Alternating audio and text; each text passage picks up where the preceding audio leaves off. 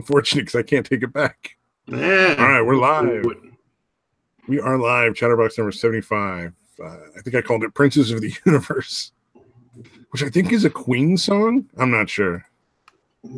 Sounds like it. Why not? All right. Let's see here. Just getting my setup ready and tweeting shit out. Oh man! So I just saw on Twitter. This is like a relatively recent thing. You know who Tommy Robinson is? That fellow over in the UK. Oh yeah. The anti-Muslim dude. Yeah. Well, he's more like pro UK, not really anti-Muslim. Right. Yeah, I know. But I didn't mean that to sound negative towards him. My apologies, Mr. Robinson. I just like there's a lot of people that call him all right, so I wanted to clarify, like, because he has friends that are Muslim. Like he's not right. He's anti fake refugee essentially. Right. So literally got attacked by a group of Antifa while the police just watched. Wow. They literally just watched him get attacked by like 10 people in masks. Jeez. I mean, it's fucking insane. I was watching that. I'm like, every one of those policemen should be fired and put in jail. Like that's completely unacceptable. Yeah, that is blatant. Whatever the fuck it is, dude. It's just fucking like, how do you let somebody get attacked, dude? Yeah. Well, and it comes right on the tail of let's see, which one is it? Confirmed. Nope. Did I open it? I thought I opened it.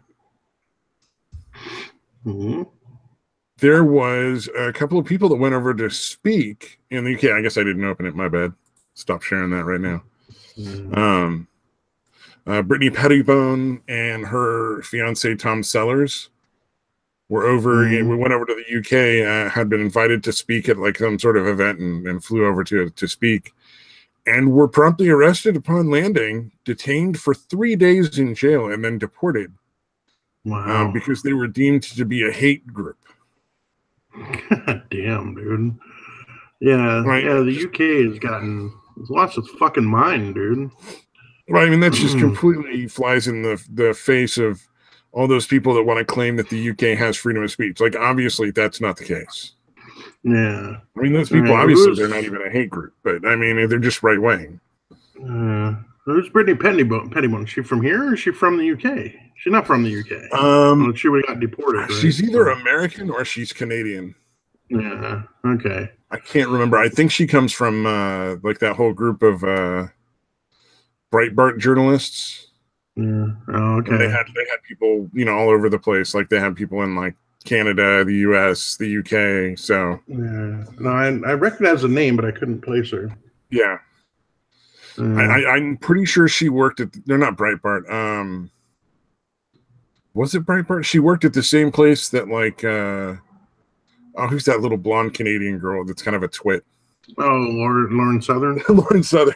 I like that you knew that offhand. Nice how that was enough of a description, dude. It was. I used to like her. Yeah, kind of. Yeah, I don't know. She worked at the same place as Lauren Southern. I can't remember if that was Breitbart or not. No, it's that one run by. It's the same one. Rebel Media. McInnes used to work. Rebel Media. Yeah, Rebel Media. Yeah, that's where it was. I'm pretty sure she was one of the people that worked there. Tom Sellers. I don't know. I think he was a journalist for something. If it was not Rebel Media, it was for something similar. But they're both, they're both just your standard sort of like young right-wing Republican style. Yeah. It's not a hate group, certainly. Like not even close to a hate group. Like just so far away that it's silly, But I mean, that's what. And the UK literally deported them. Like if I lived in the UK right now, I would be like, I need to get my hands on a rifle because I'm gonna have to revolt. Like me and the rest of the people. Like at a certain point, we're just gonna have to go take out the government and clean house because we're we don't have rights. They're not following through with the they're trying to find ways to disregard the votes that we've had. Obviously not. I'm not going to need to in the UK, but it seems like they're going to need to at least get together and have a huge fucking protest, man. Try that at least. That would be the first step, but they've been doing that a lot. It's just not publicized. You know, Tommy Robinson organizes those kind of things all the time, and he's not the only one doing it. There's a lot of people protesting the stuff that's going on, and they're just ignoring the citizens because they've brought in, because the UK is so much less populated than the US. They were able to bring in and buy enough votes to sort of prevent the populace from being able to really accomplish a lot through the normal channels.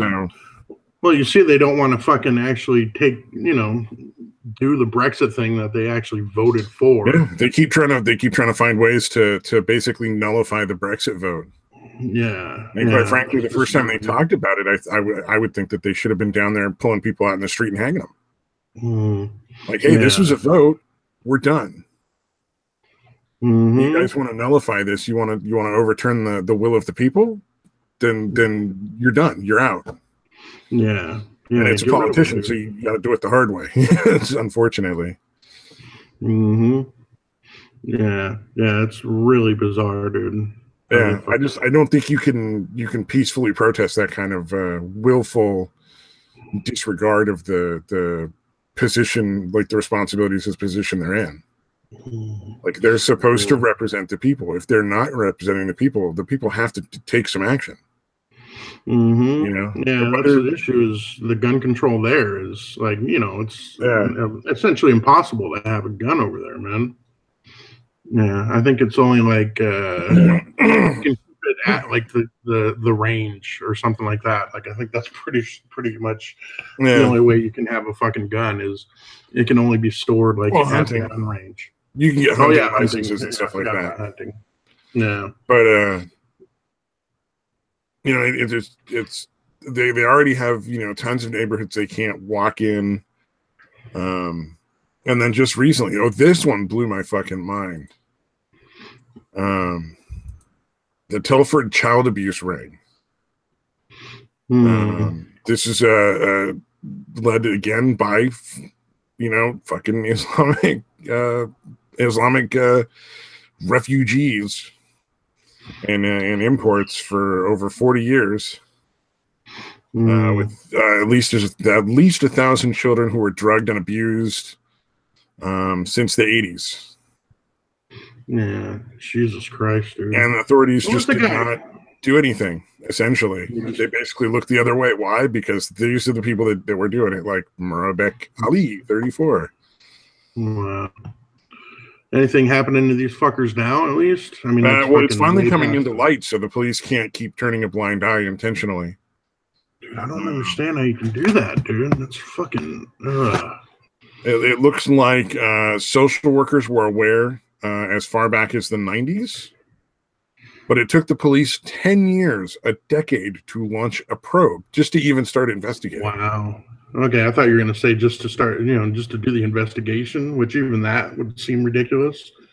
God damn. Well, a probe is just basically deciding whether or not you're even going to investigate them. So it took 10 years for them to just look at them and say, maybe we should investigate. Wow. After it was discovered by social workers. And they were abused and trafficked as prostitutes. Let's see. Lucy Lowe was 16 when Azhar Ali Mahmoud set fire to her house, killing her and her mom, and her sister Sarah, who was 17 in the year 2000. And that's 3 years after she was targeted at 14 years old in 97 by the guy that did it.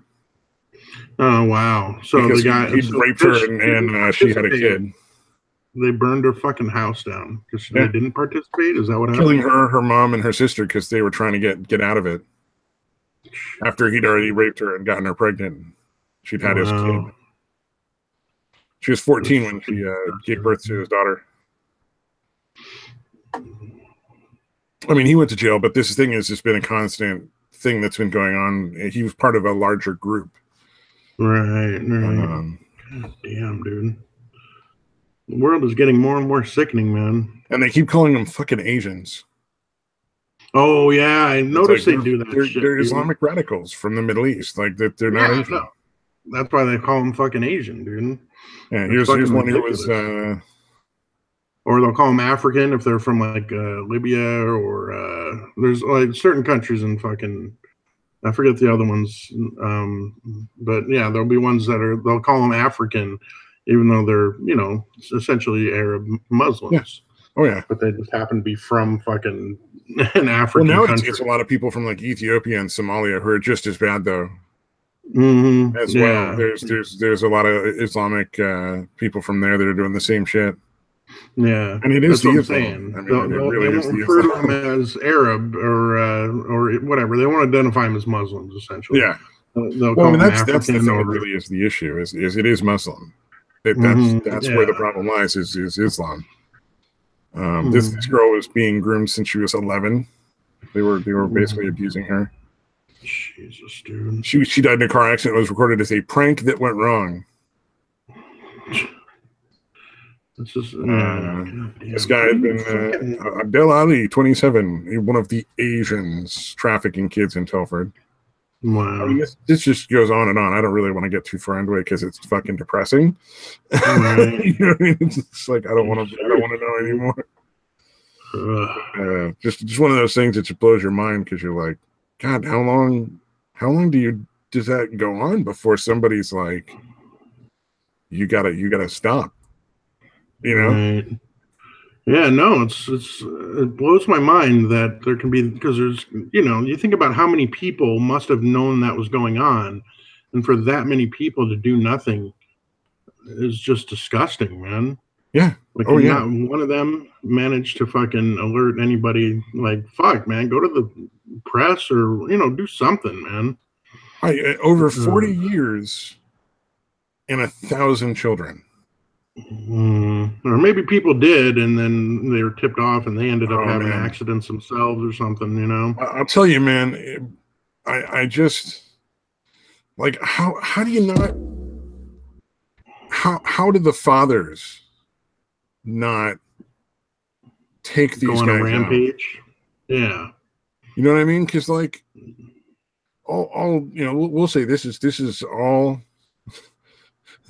just theoretical. Nobody's planning anything. This is all just for the sake of argument. All I'm saying is it would only take about a month to really get down the patterns of the group of people that are doing this, to get down like the ones that like abused your kid or something, to find out where they are and when they're vulnerable and take them out one at a time over the course of a week or two. Yeah. And all you need is a knife. You don't need a gun, or you can do it with a stick if you find out the places where, because everybody's alone sometime. Right. Beat them to death with their fucking bare hands. Well, and a group that's this blatant and this clearly there'd be some arrogance because the police are obviously ignoring them because, I mean, that's such a huge operation for the police not to know about. I don't buy for a second that they were just completely unaware. Yeah. Don't want to seem racist or whatever the fuck, dude. No, I mean, they just watched, a group of, 10 or so people beat the hell out of a guy because they didn't agree with his politics. Right. That was apparently, that's all they're asked to do. I'm interested to see how that goes, though, because he got everything on video. So, like, there's these people beating the hell out of him and the police just choosing to not bother at all. Yeah. Yeah, there should be all kinds of fucking outrage over that. But we'll fucking see. Yeah, that country, pretty much almost all of Europe seems really fucked, dude. I think like Poland and Hungary are still kind of not playing along, but everyone else, almost every other fucking country there is fucking. Well, and the thing is, it's blood in the streets already. I mean, there's no-go zones. People are, rioting, and there's massive clashes between groups of people. The people that go out to protest are being assaulted and attacked by these terrorist groups. Because, I mean, Antifa and these other groups are essentially terrorists.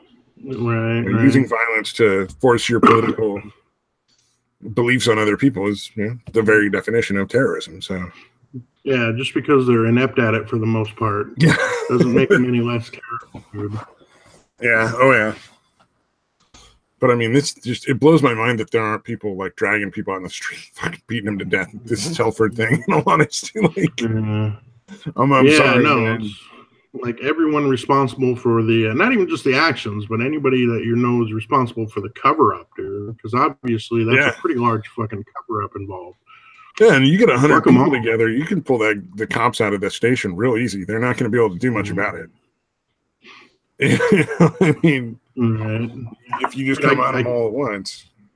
Yeah, I feel like that's going to start happening, dude. I feel like they're going to start lynching these public officials that are responsible for allowing this to happen. As much as I'm exaggerating and making essentially like a ridiculous point out of it, that is my concern. Yeah, it seems inevitable. No other recourse. Yeah, obviously the authorities aren't doing anything. In fact, not only are they not doing anything, they're actively covering it up. You know, the press seems complicit. They're not. They don't seem to be reporting it, or even, you know, it's really disgusting. And yeah, people are going to get fed up, man. The system is failing, dude. The system is completely corrupt. What else can you fucking do? Exactly. You know? When there's no other legal recourse, like you can't go to the police, you can't go to the government, you can't go to the press. At a certain point, you're going to have, you know, brothers and fathers and sons, and they're going to start talking with each other and making plans and doing things that are way beyond anything the police would have done that could have resolved it in a much more peaceful fashion. Yeah, you know, these people could have been put in jail. They could have been arrested and deported. There's a myriad different ways you can handle it. You know, they're molesting children, so they could just be taken to the nearest tree and hung. You know? Yeah, seriously, man. Yeah, because I have an infinite amount of sympathy and pity for the people that have an attraction to children but don't act on it. Yeah, exactly. And absolutely zero for the people that act. Yeah, because again, I can't imagine anybody would choose that. So obviously, it's something that just happens for whatever reason to these people. But yeah, you know how fucking wrong it is, and you know they must fucking know how bad it fucks people up that have that happen to them. They've had 40 years. I'm sure they saw the results, man. You know, like like in my recovery meetings, dude, that is such a common. It's got to be at least a good 60%, probably higher than that, of the people in recovery have that in their background. You know, that they were molested when they were younger.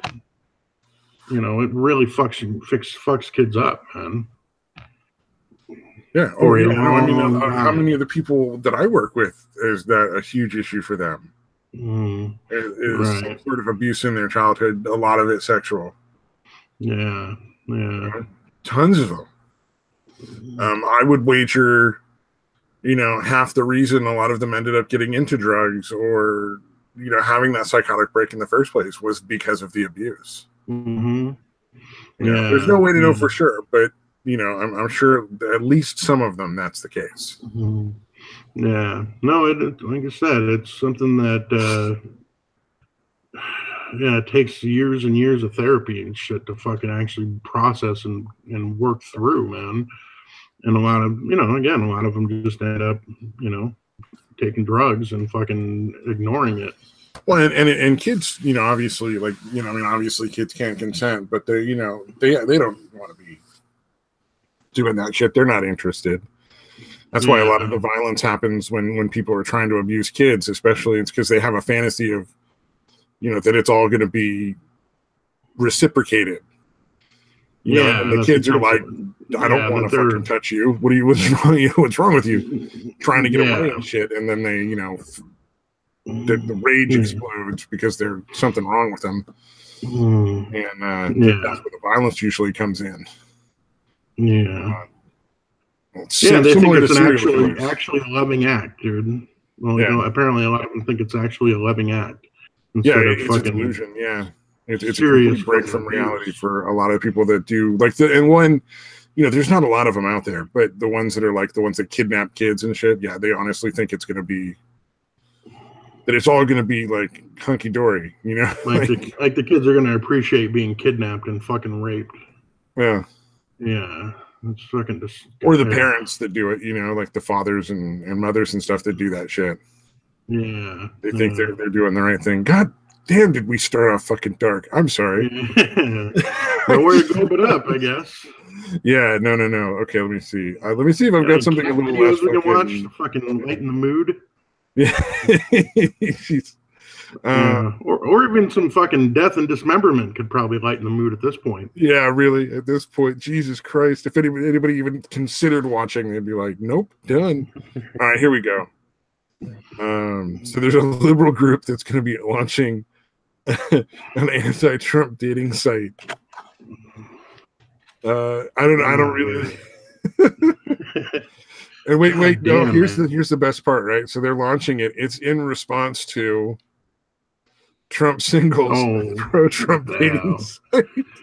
Man, fucking Trump, dude. That dude is living rent-free in so many fucking heads, dude. It's amazing. Jesus Christ. You're so fucking into or against Trump. Dude. You're looking for dating.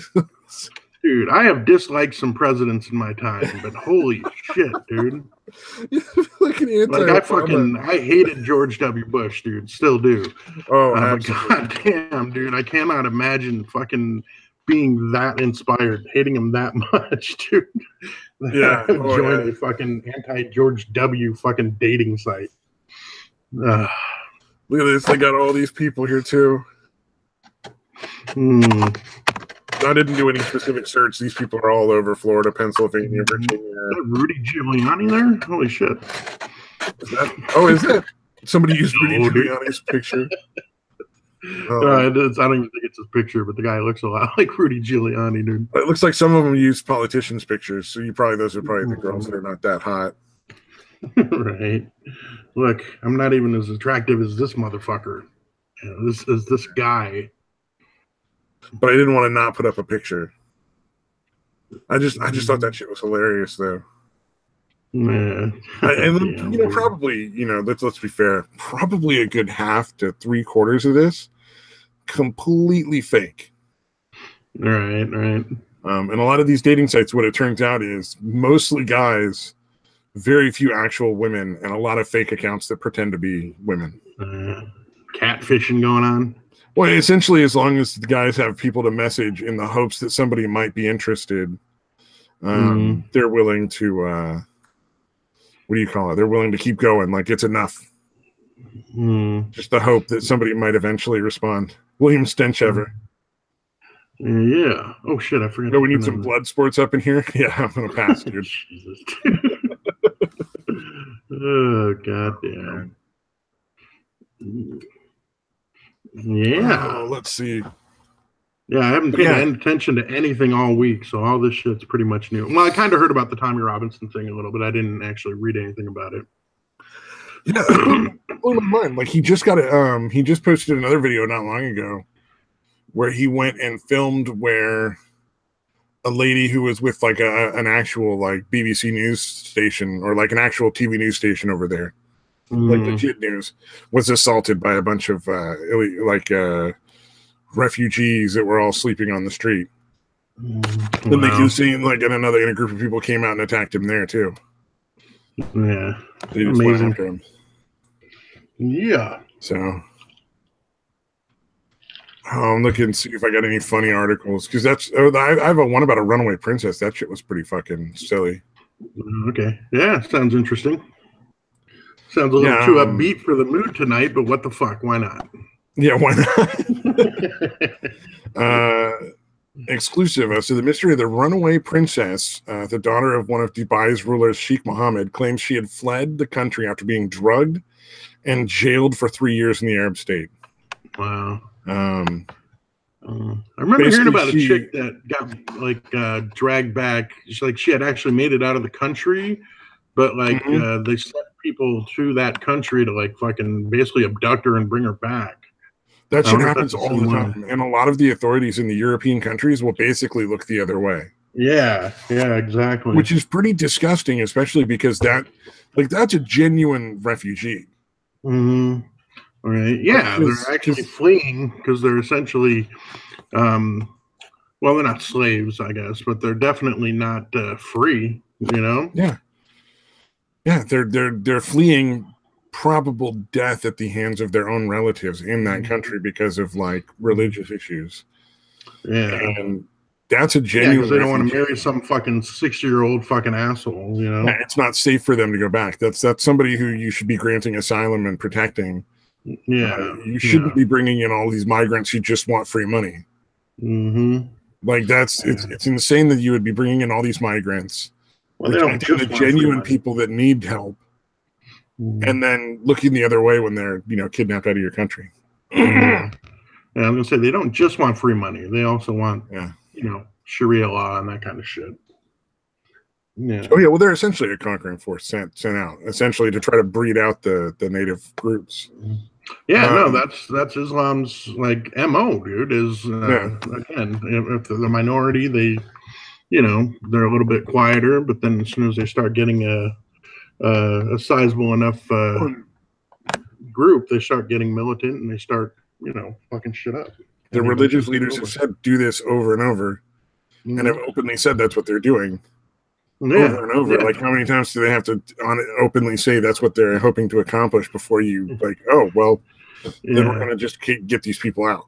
Yeah, literally since the time of Muhammad, that has been their fucking operation, dude.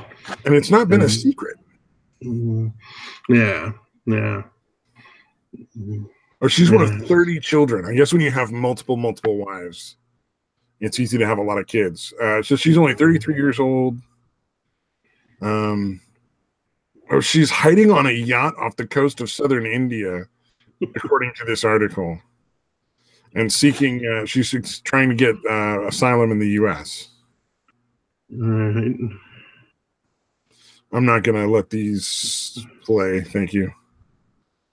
But essentially, like, she'd already been drugged and jailed for like 3 years because she wasn't like the good little slave lady that they wanted. Oh God, look at this guy. He looks so fucking gross.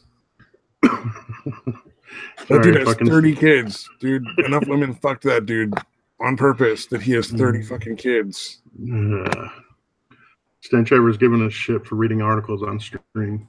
Oh, yeah? Said reading articles on a live stream is genius.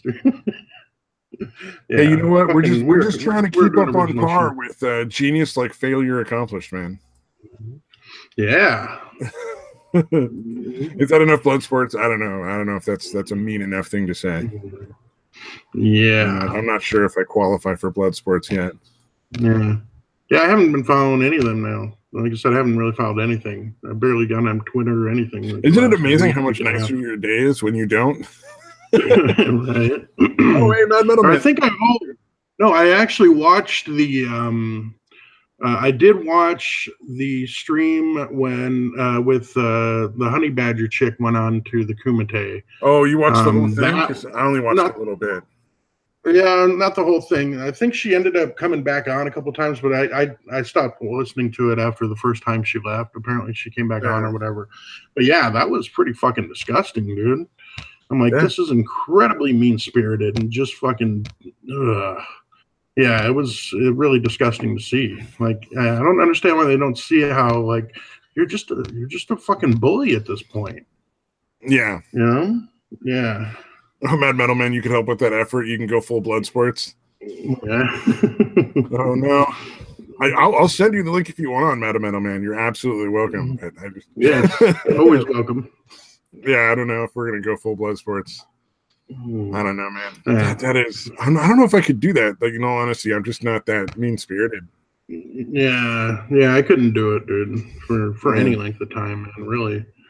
Like, Jesus Christ, dude.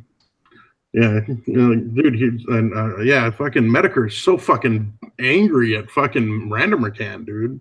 Like, is he? Is that what that was all about? Dude. Yeah. She was basically a stand-in for fucking Randomer Can because he won't come out. He doesn't want to do the live stream thing. Like, he doesn't, he doesn't really do well at live events like that, or doesn't have any interest in it, or whatever. I think that dude might actually be autistic, though. Yeah, I'm pretty sure he is. I think Sargon had mentioned it because that was one of the first that clip back when Medicare was giving Sargon shit about his liberalist thing. He was mentioned like, yeah, I think he gets mad because he actually is autistic. Oh, really? Yeah. He doesn't do debates. Like I think he's talked about it a couple times. I'm not a huge follower, but I've seen a few of his things. Yeah, he seems to be more of just like a sort of almost like a comedian, really. Yeah, he's a funny dude, man.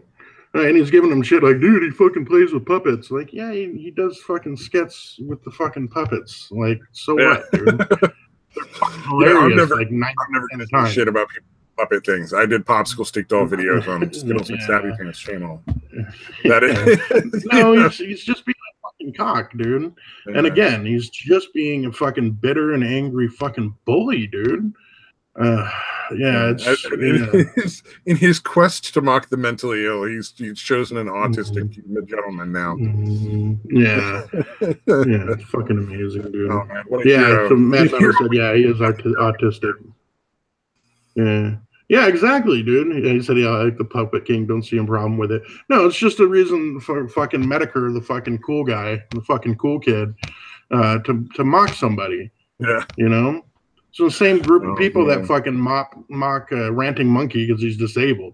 Like fucking. Oh, was Ranting Monkey disabled? I believe so. Yeah. Do they mock him for that? I don't want to fucking defend Ranting Monkey because I think he's a fucking idiot. But dude, how do you fucking go after that, dude? Yeah. Well, that wasn't Medicare. I've heard, some of the Potato Head Mafia go after fucking that is the best name. Going after ranting monkey, making fun of him for being disabled. Yeah, that's one of the things that really kind of get the harassment, because I saw Jeff had made some tweets about Andy basically committing social suicide, because I guess his channel might actually start dipping into a decline for the kind of content. I don't really know. I don't care one way or the other. But it looks like I knew it would. Oh, go ahead. I was to say, it looks like somebody posted an image that made it look like he was growing, but in reality, if you look at like a broader spectrum, it doesn't look like that. Oh, gotcha. So I don't fucking know, man. I and honestly don't care. Yeah. Well, I knew it wasn't sustainable. Although honestly, there's still going to be enough fucking assholes to follow that shit. You know. Okay.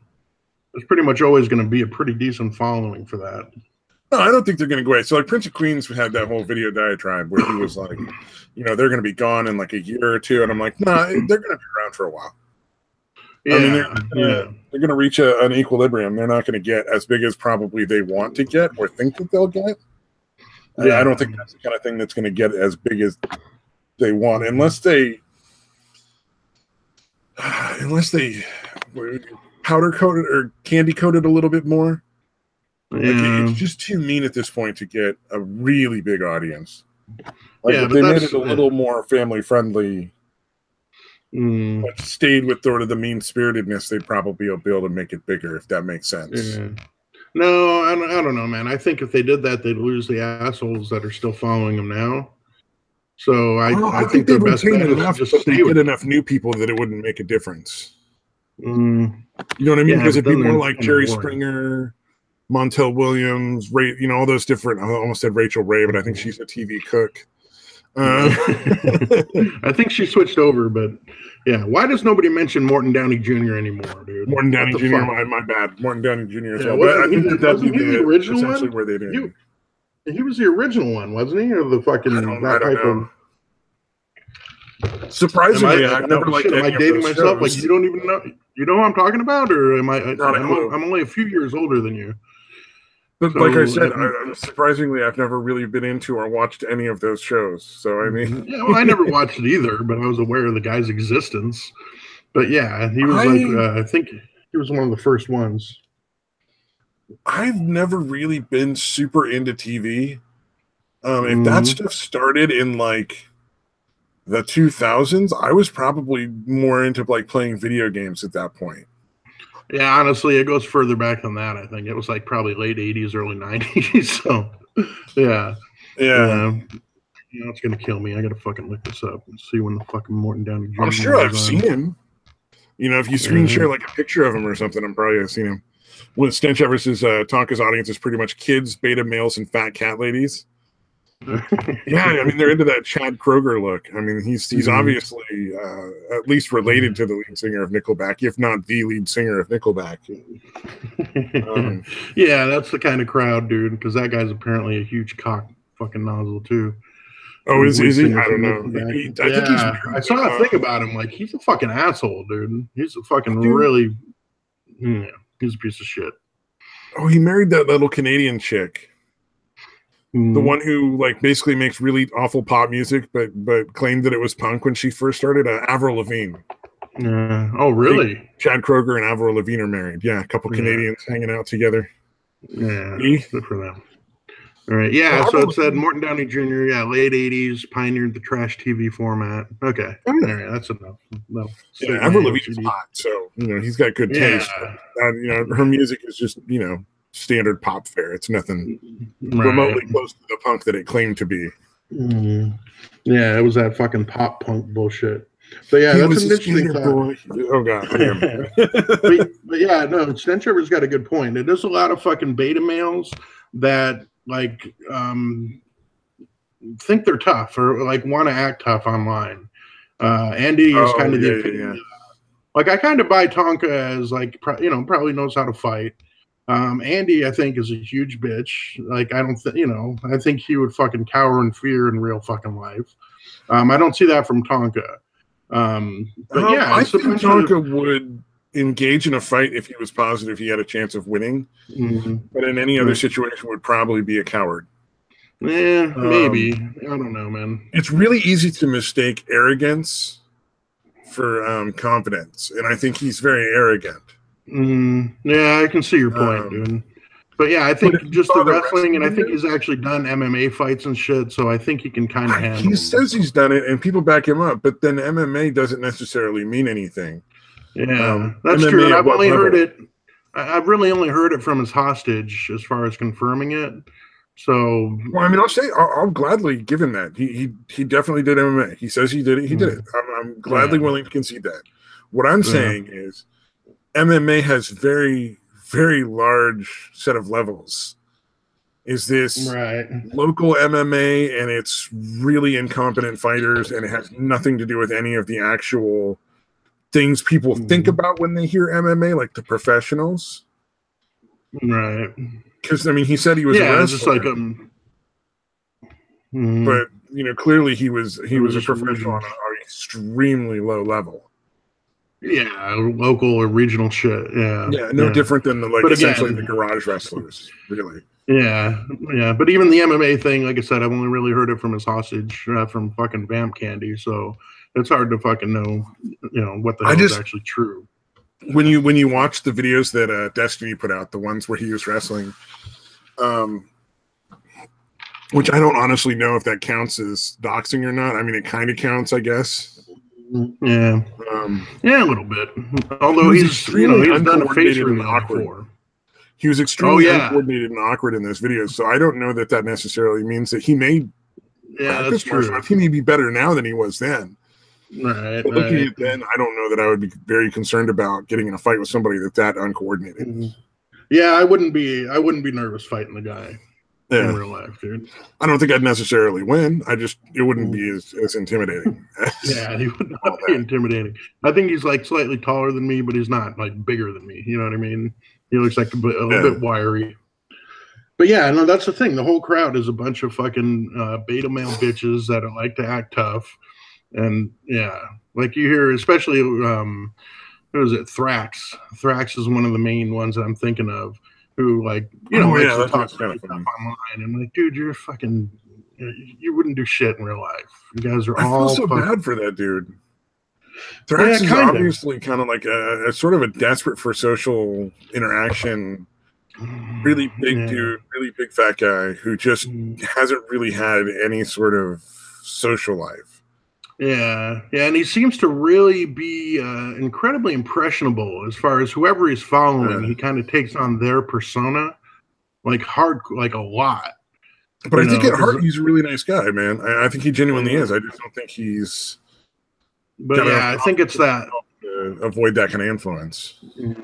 Yeah, but I noticed because he followed like Liz and that whole group for a while, and then ditched them, and then I've noticed a difference in his interactions since he got into fucking Tonka and all that shit. Yeah, and the way he fucking does it, and like, dude, come on. But yeah, I have no idea, but that's the way it seems like. I've talked to him a lot of times in chats and stuff, and he seems genuinely like Thrax seems like he genuinely means well. Genuinely nice guy. Yeah, he just gets too caught up in it. I think he might actually be autistic as well. I'm pretty sure. Ironic. That was like the majority of their audience turned out to be autists. Well, I'm like 99% sure Thrax is autistic because in fact, I know he's heard stuff about. He's said stuff when they bring up autism or whatever.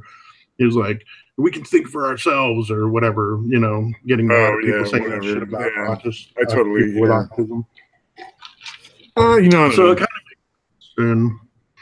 of but a lot of them sweeter than Prince of Queens. Who isn't, dude?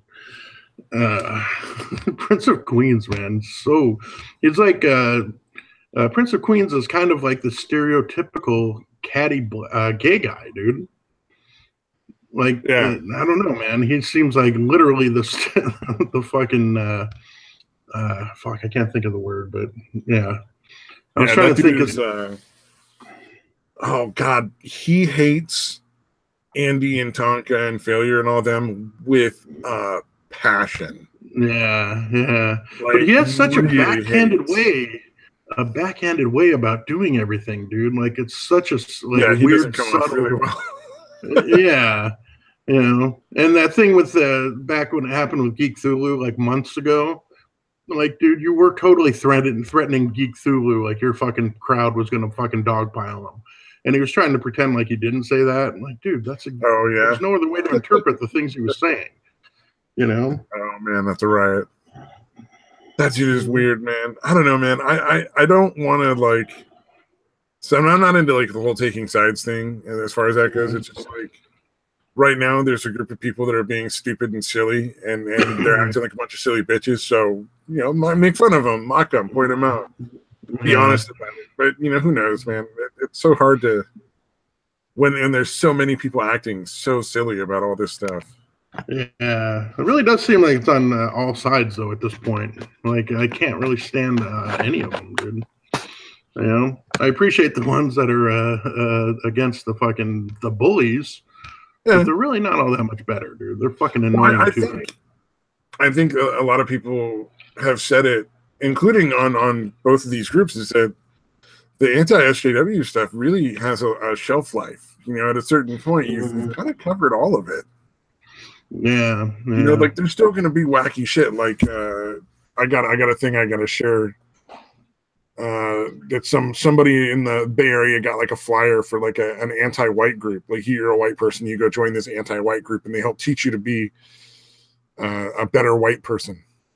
Like that kind of shit's going to keep happening, and you're going to be able to make fun of it. And I think it just needs a new crowd to do it, man. Like the people that are doing it have gone like they've just gotten so complacent, fucking lazy. Yeah. That it's getting kind of shitty because I think that fight still needs to be fought. You know what I mean? Because those people, again, it's not that huge percentage of the population, but they have kind of strategically infiltrated, spots like again academia and that kind of shit. Yeah.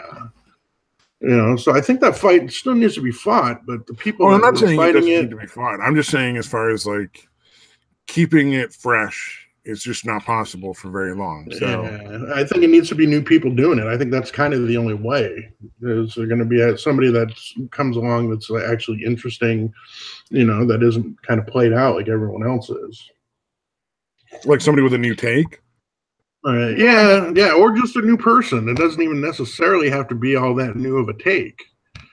You know what I mean? Like it just has to be someone new doing it, I think. It would be great if they also had a new take on it, but it's hard to imagine. I mean, Magog has an interesting thing that he does when he covers it in like a really pageant heavy way. You know, he's got a whole character that he plays. Yeah, And there's other stuff. Sorry. Yeah. Who did you say? I'm sorry, I missed it. Magog. Yeah. Oh yeah. He dresses up like a wizard and does anti-SJW stuff, but he also does a bunch of other things too. And I think that's what the key is to like keep doing the SJW stuff, because there's always going to be an audience for that, and it is something that needs to be brought up on a regular basis. You can't. Yeah, Magog's still pretty good. He's really fucking funny. Yeah, no, I subscribed to Magog really early on, and holy shit, especially his early stuff, man. I could not. I was fucking like hurting, fucking laughing at his shit, dude. It's fucking hilarious. Oh yeah, I guess it's kind of worn off, or he's kind of. I guess it's with anything, man. Like you know, once it's new, it's gonna be funnier than even the same person doing shit. That might be just as funny as this early shit you watched. But it's just, I don't know. There's some kind of plateau happens. It's weird. Yeah, Mad Melon says I'm about Magog. Not bad, just hit or miss. I'm not a huge fan of Magog. I just think that he has a fresh, different sort of way of doing the same kind of videos. Yeah. His early stuff, yeah, and it may be, like I said, you go back and watch his very first videos, and they were fucking classic. But yeah. It may be hard to keep up that kind of being that funny either, too. Oh, I gotta give it a demon. slow burn in the chat. He's like, but he's a necromancer and I'm a demon. Bad blood, man. Bad blood. So that's a fair point. Indeed. Yeah. You can be a fan of Poe then.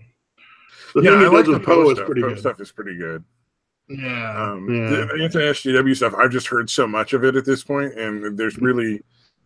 I'm fascinated by the new and weird ways they do things, like the weird shit that comes out. But like, the format to me is just so fucking dead. Yeah. Although I'd like to go ahead. Sorry. I was just gonna say a lot of these videos seem like it could be done in 2 or 3 minutes.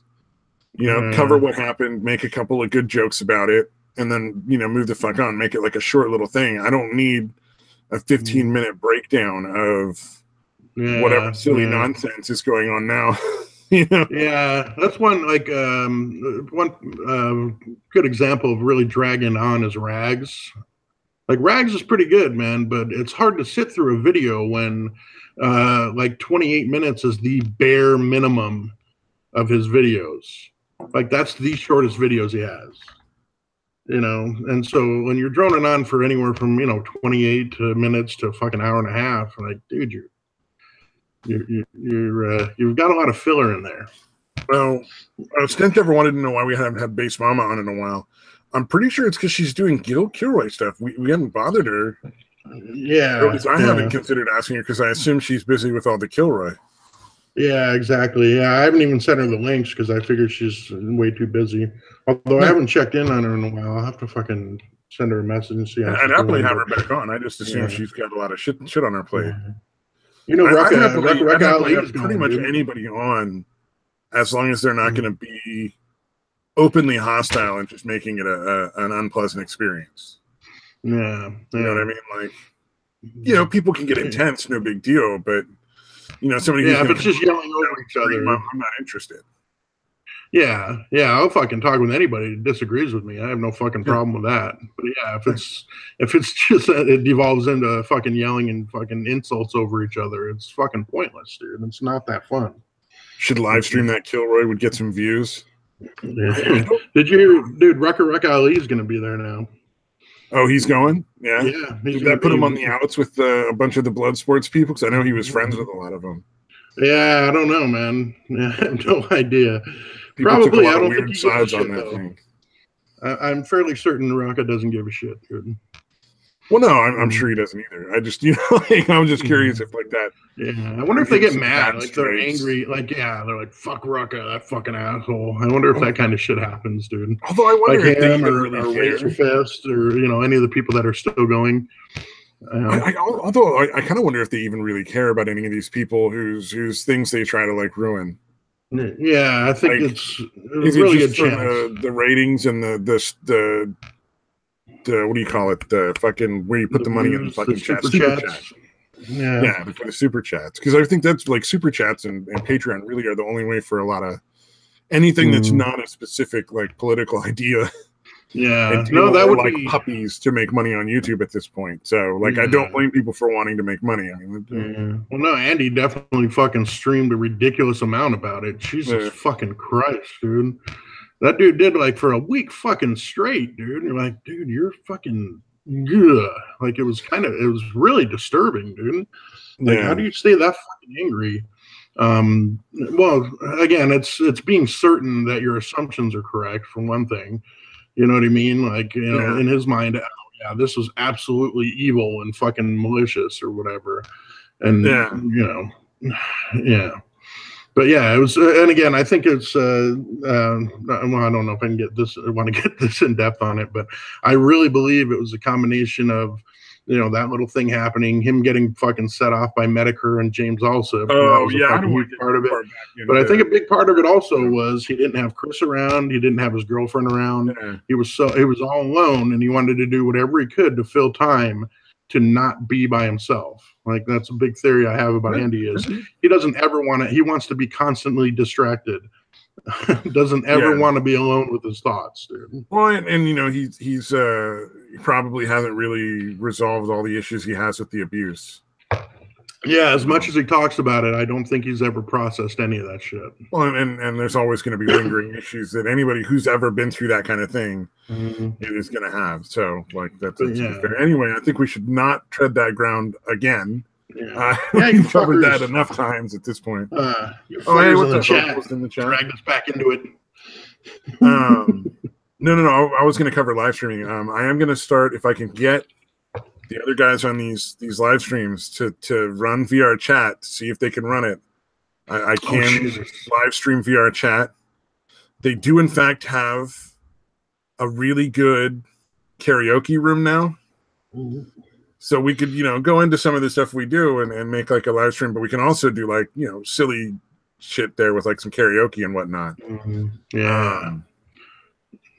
I say we reenact old SNL and Mad TV sketches in VR chat. I don't think that's the best plan. I think we should probably just go and cause chaos. That seems to be what VR chat is all about. Yeah, I don't know. That sounds like it would end up being pretty chaotic pretty quickly, dude. But we could do that in presentation rooms. There is rooms where there's just like a big stage, and provided you can ignore all the people that are going to completely just fucking derail it, or go with whatever they do to derail it for the fun of it. That would be a lot. That's what I'm saying, dude. Oh, okay, I thought you meant like in a closed room where it's just like us redoing skits that other people have already done, and I'm like, no, it's kind of almost like just a jumping off point for you know, chaos. Like you essentially want people to come in and fuck with it, and then kind of riff off of that. I get that. And I'm also going to live stream, probably live stream Sea of Thieves. Because that game looks like a ton of fun. And I'd be talking like a pirate the entire time I do it. There's never going to be a point when I break character in that game for any reason. I got to learn some pirate shanties. You know, like you know, what do you do with a drunken sailor? That kind of shit. Rolling along. There's a bunch of classic pirate shanties that I need to learn. Google pirate sayings and just have a list of them ready to rattle off, dude. Oh, I'm sure I'll come up with that on my own. I don't think I need a list. I'll just come up all hands ahoy. Avast ye, Gumby. Used to hang people. Hempenhalter is the noose used to hang people. Oh, okay. Hornswoggle is actually a pirate thing. Okay. I had heard that term before, but I did not know that was a pirate sayings? I literally just typed into Google pirate sayings. Yes. Oh, God. William Stench. Shiver Me Timbers. That's a good one. I think Nick and Opal podcast would do good. Call it Wizard of Bad Jokes and the Giggle Girl. Just the name right there. I haven't watched. I stopped watching the YouTube Saints a long time ago, but if I remember correctly, I think Jeff already is the Giggle Girl. Oh. Yeah, I remember one of the reasons I stopped watching it was because Jeff laughed hysterically at pretty much everything Wizard said, regardless of how funny it was. Oh man, I don't know, man. I just like those guys were so smashed. I just like I couldn't do it. Right. Very long. It's not. I mean, it's not terrible. It's just I kind of got bored of it. Yeah, no, it was annoying to me. Like a big crowd tonight. I'm surprised. Mm-hmm. Holy shit, 6 people watching. That's amazing. I know, it's surprising. It's amazing what happens when we don't start in the middle of the fucking night. Oh, man, damn, let's see here. Yeah. So what else, man? What else? What else have we got? Oh, this shit is pretty funny. This little thing I'm gonna zoom in and share. Yeah. All right, because I got more pirate things on if you want them. Okay, well, we'll do this and then we'll go back to the pirate things. No, we won't, but go ahead. So this is a flyer some chick in San Francisco just got like the other day. I saw on Twitter. And it's dissectingwhiteness.com. Oh my God, I didn't even think to go to the website. Bi-monthly healing circles for Europeans who have become white. I'm not sure how you become white as a European. It kind of seems like one of those things you either are or aren't. Yeah. Like I had a friend online who he was like half white, half black, and he was like, "Oh, you know I'm black, right?" And I was like, "Oh my God, is that permanent?" No. It's just, it was obviously just a joke, but apparently to these people, that's fucking, they really think you become white. Right. Yeah, you got to read these off, dude, because some of them seem fucking hilarious here. Yeah, to face into the trauma of white supremacy, this is going to heal its scars and awaken our internal truths. To align with our values and deepen our integrity. Okay. Are they trying to run? Is this? It almost seems like a poem. Supremacy, truth, integrity, amnesia. No, not quite, dude. Yeah, look, each one ends with an E. The first, third, and fifth. Oh, so it does. Okay, I was going like alternating, like supremacy, integrity, and then truths, but then it's amnesia, so that doesn't work. Yeah. To end the cycle of internalized superiority and a legacy of amnesia. I don't know what that means. Whoa. Hold on. To end the cycle of internalized superiority and a legacy of amnesia. Yeah, what the fuck does that mean, dude? Well, how can you kind of get the first part? You can't remember anything. All right. A legacy of amnesia seems kind of oxymoronic, doesn't it? It really does, because you wouldn't really remember that you had the legacy. Yeah, legacy of amnesia. Yeah, because a legacy would be, again, something from the past, so it would obviously involve memory. And then you got amnesia, which would be the opposite of all that. And it's to heal in connection, in community. And then apparently they meet the second and fourth Sundays from 5 to 7 p.m. starting in March. So they've already started. You have to RSVP for location details because they don't want to tell you. But I think it's going to be in Oakland. This will take place in Oakland, California. Yeah, so. Yeah. It's going to move around. It's going to be at different people's houses. Different basements in the Oakland area. Dissecting white. There will be candles and incense burning. Yes. To cleanse the whiteness from your soul. Oh my God, this is real. Did you doubt it, dude? I was thinking it might be like a joke, like somebody like fucking photoshopped that shit and was like, "Aha, this will be funny." No, that's the thing, dude. Parody, if it seems completely ridiculous, it's going to be genuine. How well put together. If it's like kind of ridiculous, it's probably a parody. Oh my God! The thing nowadays is the parodies are not as ridiculous as reality anymore. This is killing me. Look how well put together. So they got this little blurb in the middle, but then on the left it says featured. Leave a comment. I'm not going to leave a comment, but on the right it says text widget. This is a text widget. The text widget allows you to add text or HTML to your sidebar. You can use a text widget to display texts, links, images, HTML, or a combination of these. Edit them in the widget section of the customizer. Wait, so clearly they didn't finish making this website. Yeah, I was gonna say that seems like a behind-the-scenes thing that's telling you like, hey, you can do this here, but they just left it up as part of the fucking website. That's fucking amazing, dude. Kusum Krimmel, which I don't know what that means. I assume it's some sort of weird, botched foreign greeting. Thoughts, observations, theories. This is a blog for dissecting whiteness, breaking open the hidden and not so hidden, generational trauma inflicted and received, taking a deeper dive into privilege, power, and healing. That was one sentence, and it didn't start with a capital. So here's another one, and it doesn't start with a capital. We can't heal what we can't see, what we can't remember, what we are unwilling to admit, ... We must wake up from the untitled or United States of amnesia and remember so we can change, so we can heal, so we can build relationships of trust and connection and mutual respect. Commas. Motherfucker, you used all these commas and you used and. So we can all be in our highest, our best selves and best selves. Yeah. Oh, wow. You got to remember so you can forget. Tomorrow is the first of the ongoing circle, facilitating and happening on the second and fourth Sundays of each month. In Oakland, California, these circles are focused on the ways racism and white supremacy have impacted generations of white people in this country. Wow. Hey, what's that capital doing in there? Capitals are fucking patriarchal and fucking bigoted. Well, here they use them. Why is there a capital letter there? Yeah, that's what I'm saying. And it happened to be the word white. I know it's at the beginning of the sentence, but still, out of all the words at the beginning of the sentences that you chose to capitalize, it was the word white. I find that interesting. Wow, this is something we may mine more later, I think. I'm going to go through and find like some of the gems so we're not literally just fucking scanning a website.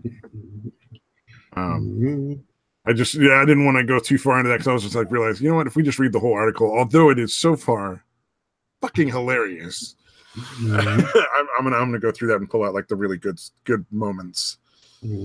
Oh man. But yeah, Psycho, I know parody still has over the top stuff, but the point is nowadays you can't be sure if it's parody or not because the reality of the stuff these people do is so fucking ridiculous that you can't, like, you know, a year or two ago even, you would know if something was a fucking parody. It was obvious. And nowadays it's not. Like you see something like that's got to be a fucking parody. And like the anti-Trump and pro-Trump dating websites. That's kind of that's a lot more of a tamer example of the crazy shit I'm thinking of. But that's definitely something like that. Well, I mean, you hear that and you think, oh, it's a joke, but no, they're real websites. You know. Oh man. Or let's see. Oh, you know, Trump pardoned the chick that took pictures on the submarine. Oh, really? Yeah, Kristen Saucier. Yeah. Okay. She was I guess working on a sub and took some pictures of the nuclear sub. Don't believe she took pictures of anything that was dangerous, but everything is considered classified on a nuclear sub. Yeah, no, it's definitely against the rules or whatever. Any pictures at all. Yeah, and so it's a man. Christian Saucier is a man. My bad, not a girl. Yeah, I was gonna say I didn't think it was a woman, but you know, I don't trust my memory, so. But yeah, no, I'm okay with that, dude. I don't know about you, but I'm fucking totally fine with that. Was the dude actually in jail for that?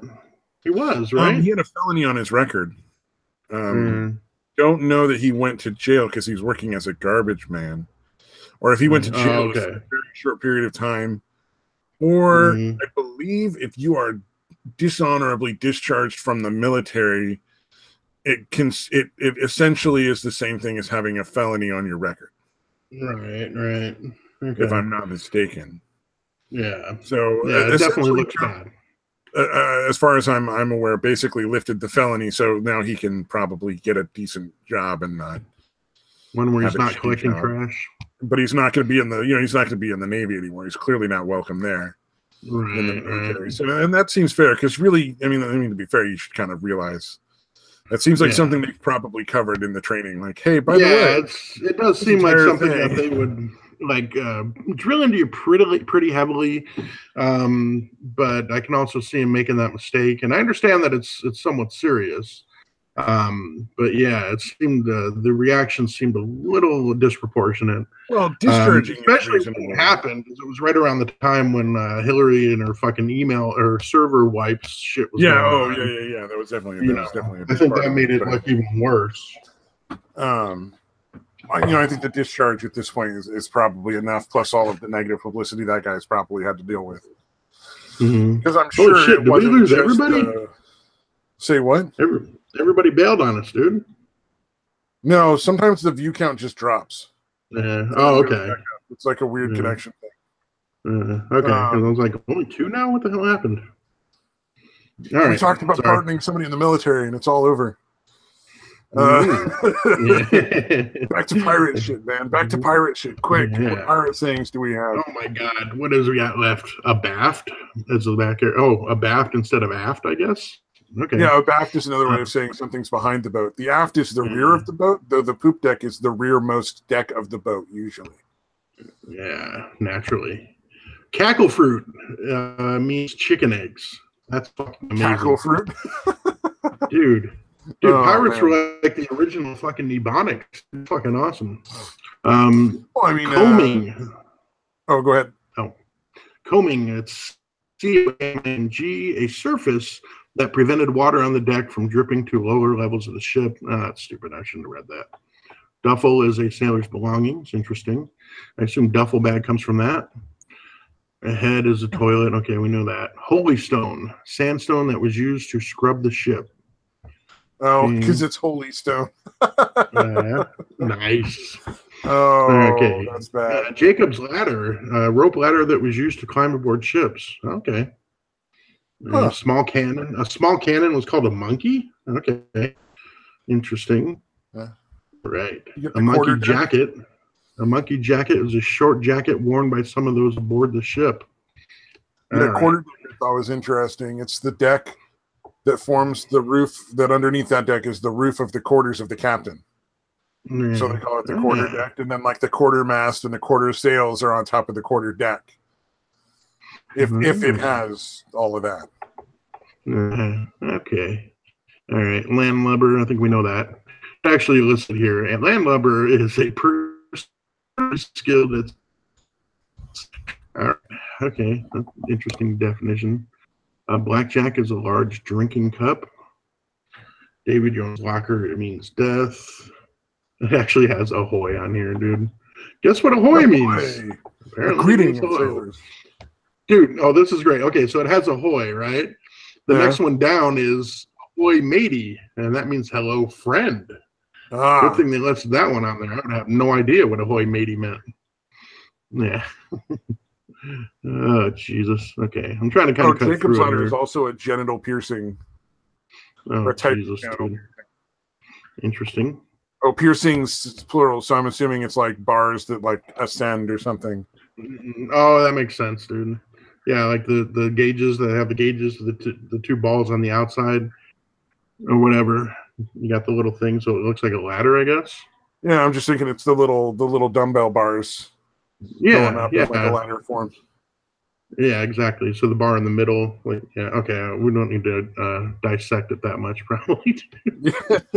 Oh man, surprised I didn't already know that. Yeah, I'm not surprised I wouldn't, but yeah, how did you not know that already, you maniac? We were right. I like the poop deck because it's like usually like a sort of a balcony on the back end of the boat, sort of like the captain's balcony, but it's also the furthest back deck in the ship, so people would like hang off the railings and poop off of it. Yeah, actually, I think they did list that one on there.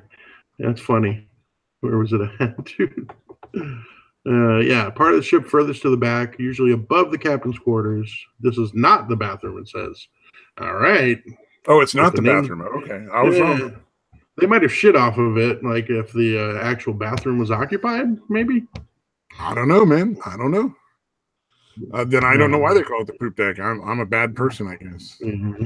I just assumed they shit in the water on the way. Maybe they had like bathrooms or toilets or some shit. Yeah, if you're gonna, take a shit off of a deck, that would seem to be the one. Yeah, you don't want to shit off the front and get your shit all over the. You don't want to pay it forward, man. Front to back, front to back. Yeah. Sorry. Man. Or maybe they're saying the captain was a piece of shit, so they put the poop deck on top of him. Who knows? I don't know. Well, it's not on top of it. It's basically sort of like a back balcony on the back end of the ship that's connected to the captain's quarters. Oh, gotcha. Very well, then. I would imagine, and then the hold is like the next lowest deck. There's like the main deck is the top one, obviously, and then just below that is usually the hold. And then below that is like the bilge and the lower decks that are usually somewhat below water. The reason the hold is the middle deck is because that's where the water was least likely to get to. Well, so it'd be like stowage or the hold or something like that. I get you. Dude, this website actually lists the phrase "arr." Oh, that's fucking hilarious. Yeah, there's 4 A's in it. There's 4 R's.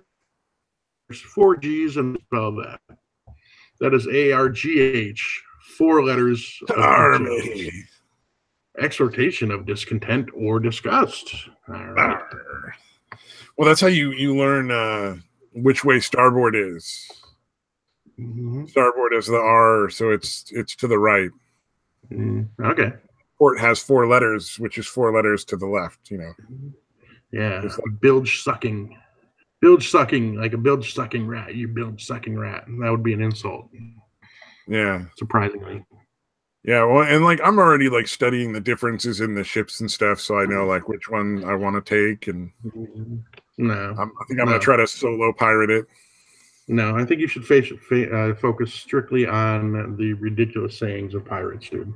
Just for the game, like don't actually try to get anywhere in the game. Just say weird, ridiculous shit. Yeah, just fucking every once in a while say, "Blow the man down, blow me down." Cleave him. Hold on. Cleave him to the brisket means to cut across the chest from one shoulder to the lower abdomen. I like how fucking technical these definitions are. Well, cleave to the brisket. That'd be like the brisket if you were cutting a cow, I assume. So sounds sure. Why not? I'm just assuming. I mean, like it makes sense. Yeah, we'll go with that. Yeah, but the game looks pretty good, and I'll be streaming that, and hopefully someday, Englehearth and you will try to run VR chat, especially because it's a free game. Yeah, last time I was like, hey, I'm going to do it right after we get done, right after I take a piss, and I took a piss and forgot because my fucking memory is shit. And then we can stream it. We can do like a rousing round of karaoke. Whatever. There's a whole bunch of wacky stuff you can do in there. So, or obscure Mad TV sketches, whatever. Well, I'm just saying that there's so many possibilities in there that it will be. Yeah, that I think it'll be a lot of fun to try to do like a podcast from. Yeah, essentially. Yeah, we'll have some fun with it, dude. Indeed. And then, oh wow, son of a biscuit eater. That was a fucking pirate one. Okay. Son of a biscuit eater, insult directed towards someone you don't like. All right, thanks, buddy. Yeah. Well, ship's biscuits or hardtack were one of the staple foods, and they were not really very good. Like you couldn't eat ship's biscuit. Well, you could, but most of the people had such bad teeth that you probably couldn't eat it without like soaking it in like coffee or tea, or cooking it in another recipe where it was like softened. Yeah. They had to do it that way so it like kept for a really long time, right? Yeah, essentially, like flour wouldn't keep long enough, and grains wouldn't keep long enough, and it was much too easy for them to go bad in the barrels. Whereas a ship's biscuit was essentially water and flour, and maybe if you were really lucky, a little bit of salt, cooked to the point where it was rock hard. All the water is taken out and then sealed in like waxed barrels, essentially. So it was the precursor to MREs, essentially. Yeah. And they didn't understand where scurvy came from, so they had no idea that, like, just subsisting off of, flour for months at a time was a terrible plan. Right. Before they decided to bring oranges and limes along. Yeah. Oh, yeah. No, absolutely insane. Yeah. So there's that. Let's see. Oh, they have confirmed more confirmation that the Broward County Sheriff's Office chose to not approach the building, essentially. Mm-hmm. Oh, yeah. What do they got now? Let's see. They have stuff over radio that says, do not approach the 12 or 1,300 buildings. Stay at least 500 feet away. Wow. So essentially they got tapes confirming they were ordered to hold all perimeters while the shooter was still at large. 30 minutes after learning of the shooter situation, it was still holding its perimeter, and they were reporting the shooter is not down, the shooter is not down. Essentially, so they were waiting for the shooter to be down before they went in. Wow. This dude's still alive, right? The shooter's alive, right? They took him alive because he left of his own accord. Yeah. I guess they're just like, oh, yeah, they always kill themselves at the end, and this dude didn't. Yeah. Oh, yeah. The whole thing is like stinking to high heaven at this point. Like, there's a lot of weird shit going on in that office. Yeah, though I would imagine, to be fair, I would imagine there's probably a lot of weird shit going on in all sorts of police offices where they're just not doing certain things.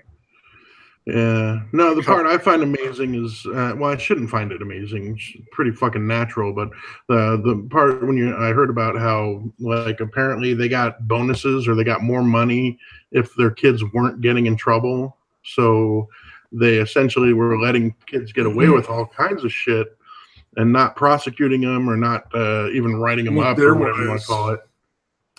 Well, the sheriff, the sheriff had hired on an Islamic officer who was running a program that he had specifically openly stated was to keep kids who should be in jail out of jail because he didn't feel jail was appropriate, especially for minorities.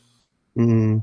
Yeah, so, no, I heard that they actually did get more money if but I mean, like, kids weren't getting in trouble. On top of that issue, they also had specifically, like, one of their police officers was hired on to run a program to keep people from going to jail who should be, like, going to jail.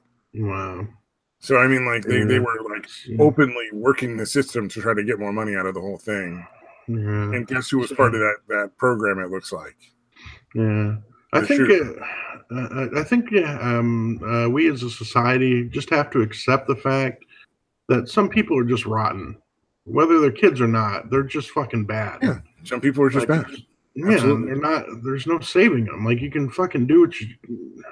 If they keep offending and offending and offending, like, you know, they're probably psychopaths, sociopaths, whatever, who aren't deterred by any consequences.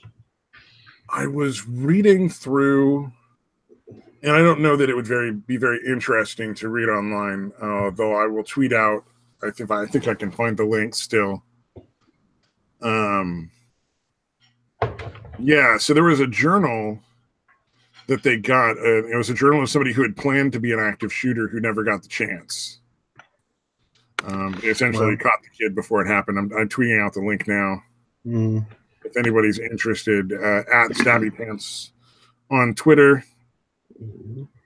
But essentially, like, the kid was just awash in, like, this fucking insane level of constant hate for every other person on the planet. So he hated everyone. They all disgusted him. He felt that they were all mocking him constantly. And it's from the level of what he was writing, like, there's no way it could have been true. Yeah. It's possible. I'm sure there have been situations where that might be the case, where everybody hates one guy. Yeah. But most likely, almost all those people were not thinking about him at all. Well, and he didn't want to feel that way. And so the thing was, he had a real disconnect between, I don't want to feel all this anger and hate. And then his only way of dealing with it, he never even considered getting help. Not even a little bit. Never considered going to a counselor or a psychiatrist or seeing anybody. His only way of dealing with it was to kill everybody so that they couldn't make him sick anymore. Jesus Christ. So he didn't have the connect of, this is an unhealthy, bad for you level of hate. You should seek some sort of like help. Like clearly, this is a kid that needs some sort of medication. Yeah, well, either that or he didn't think or institutional. There was anything that could help him. No. He very clearly understood that there was probably he could get help. He just that wasn't what he felt was fair. He didn't think it was right. He felt that he should punish the people that were making him feel that way. So he thought essentially that everybody should die.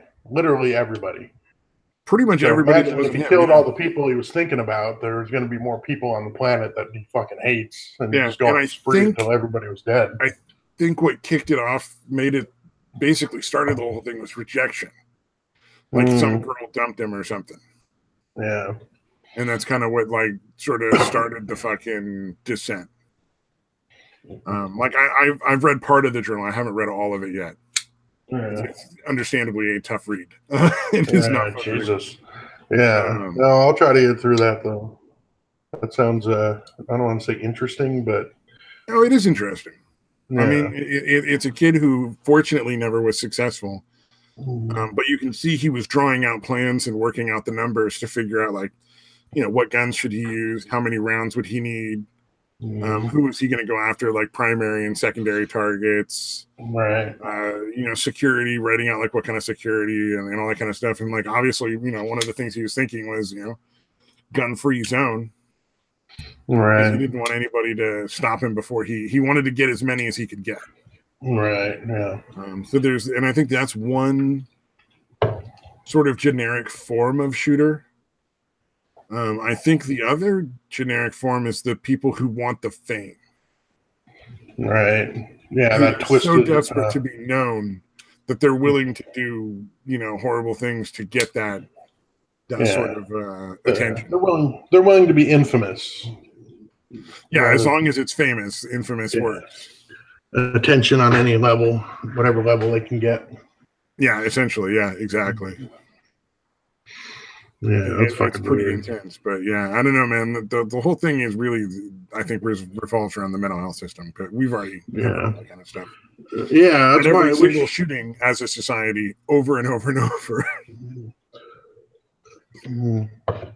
Yeah, that's the thing. Like, it's not like there's fucking normal, people that are having no issues that suddenly just go on these fucking rampages, dude. It's people that have serious mental health issues, man. Yeah, absolutely. Yeah. That is, I don't understand why they don't realize that is by far the core issue. It's not bump stocks. It's not fucking semi-automatic. Goddamn. Yeah, it's frustrating that they really want to get rid of all guns and they think that's going to fucking solve the problem. Well, I think it's interesting that Trump is actually actively pushing to arm the teachers. I think that's a fascinating thing. I think it's a good idea, honestly. Yeah, it is surprising that he's trying to do it. I'm glad. Like I said, I think that's there really shouldn't be any gun-free zones, man. I'm sure there's some exceptions to that I'm not thinking of at the moment. But courtrooms, I would agree that you don't have armed people in court.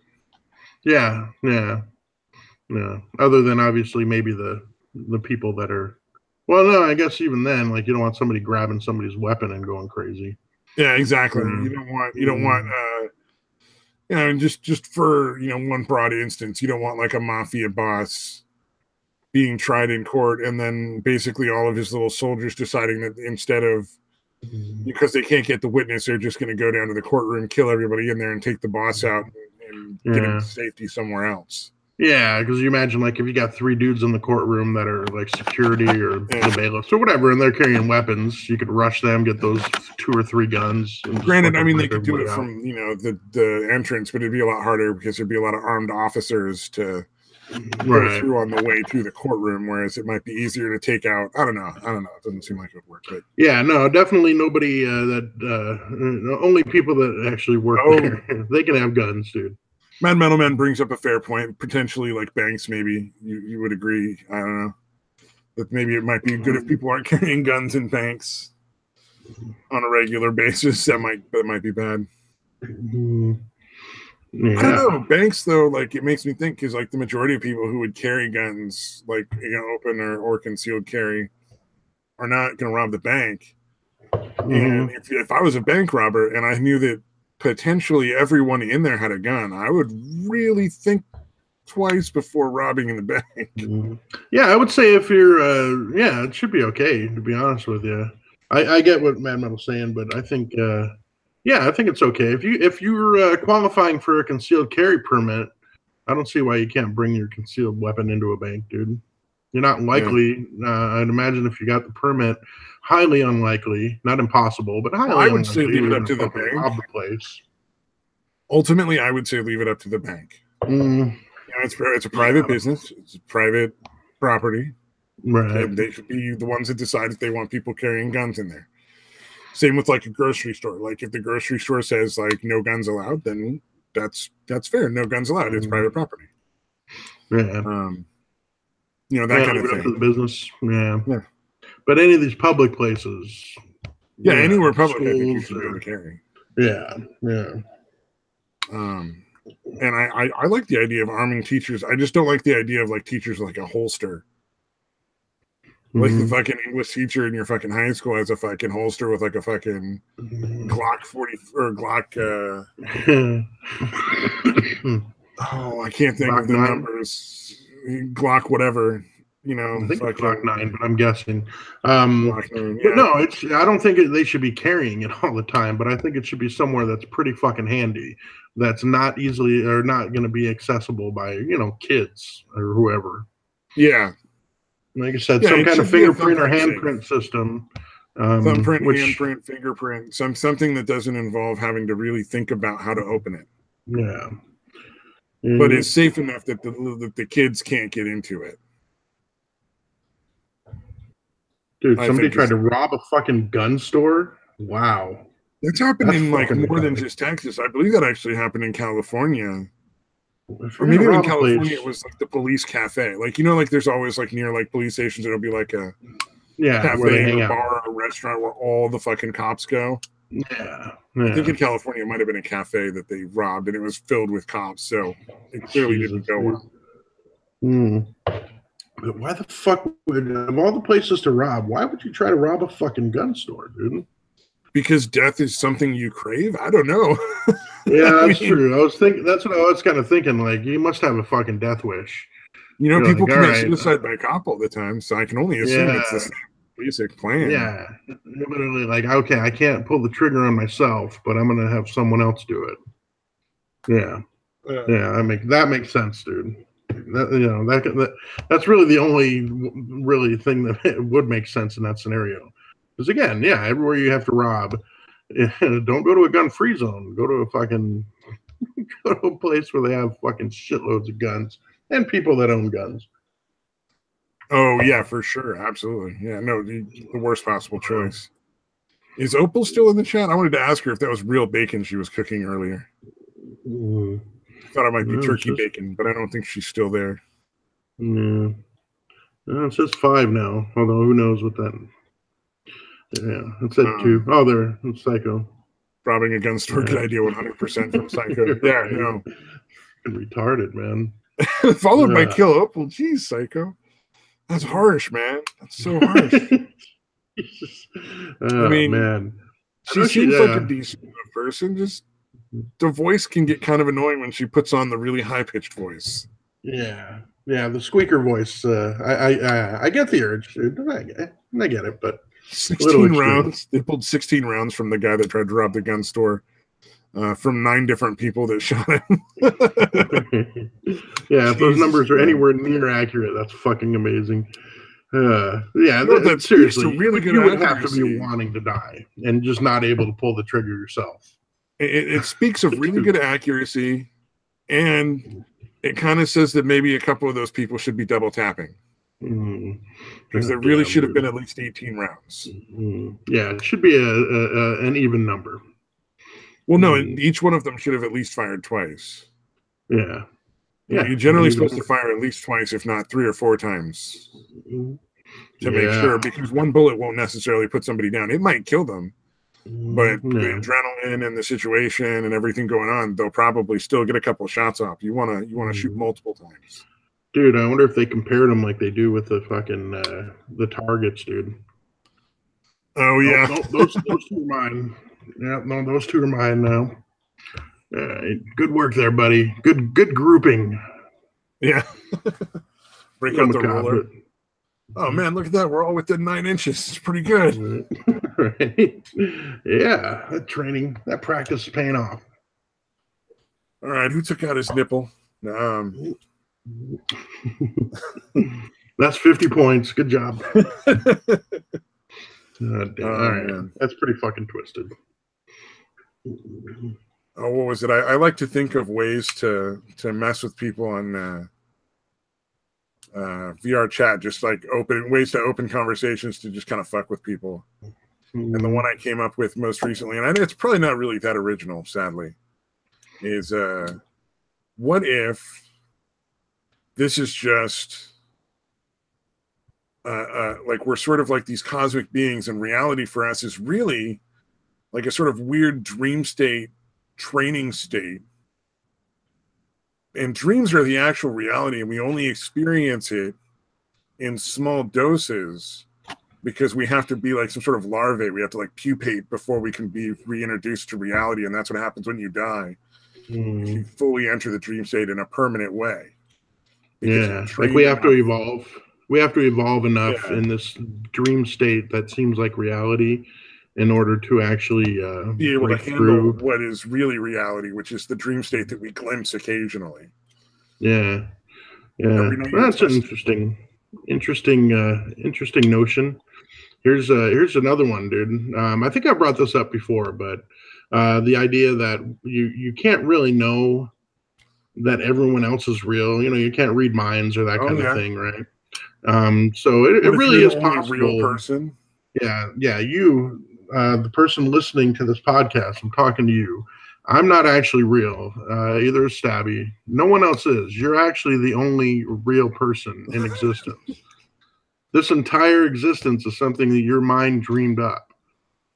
And none of it's real. Man, you're the only thinking being in existence. And you are your own creation. And you created me, so that's some seriously weird shit, man. Yeah, it says a lot about you, man. You're pretty twisted, man, with all the shit you came up with for this reality. I think it's a little overkill. It's a little more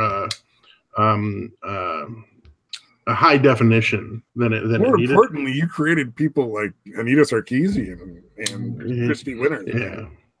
Yeah, a lot of quite the imagination, dude. I'll give you that. And the lady who painted with her vagina by squirting out the eggs. Filled with paint. The guy that filled up gallons and gallons of piss to do whatever. I forget what it was already. Oh man! Like Psycho, I created you. Bow down. Yeah, why not? Man.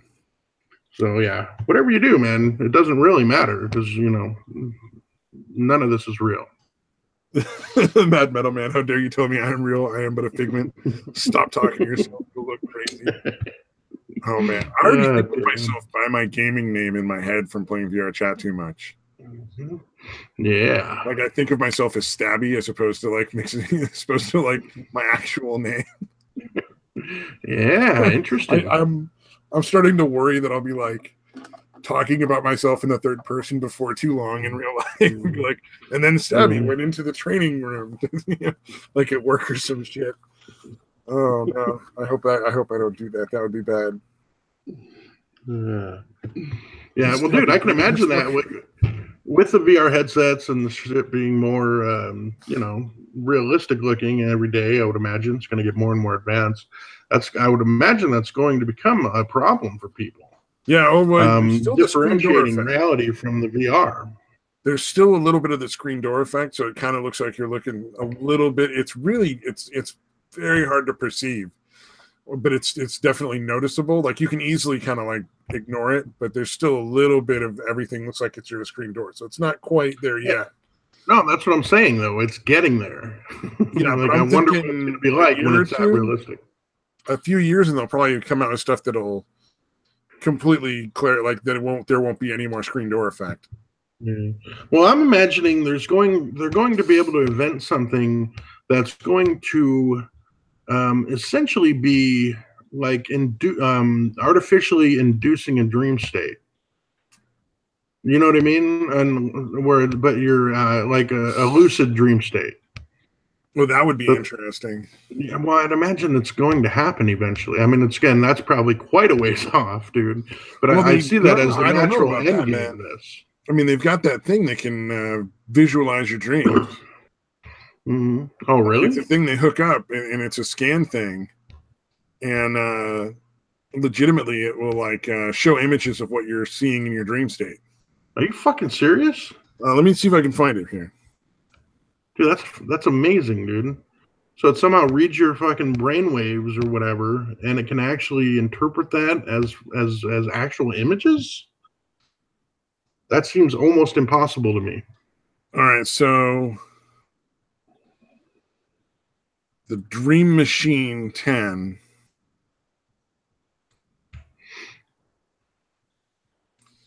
Let's see.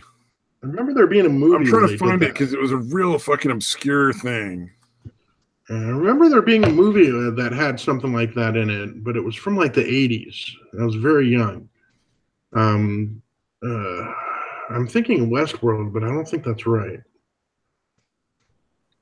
But they're like, oh yeah, this is her interpretation of her ideal lover, or something weird like that. Let's see. I remember going over it. Unfortunately, I'm finding like a lot of cars and shit because it was an obscure thing. I don't think it ever went anywhere. Right.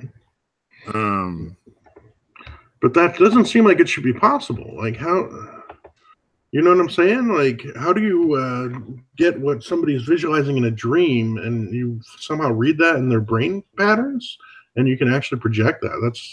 That doesn't seem like it should be possible.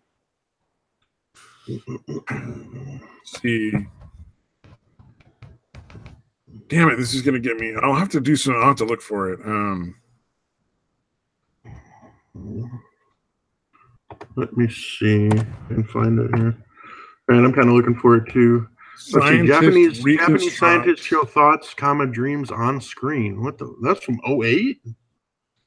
That's from 2008. Yeah, I'm looking at reconstruct brain's visions into digital, video, and historic experiment. Huh.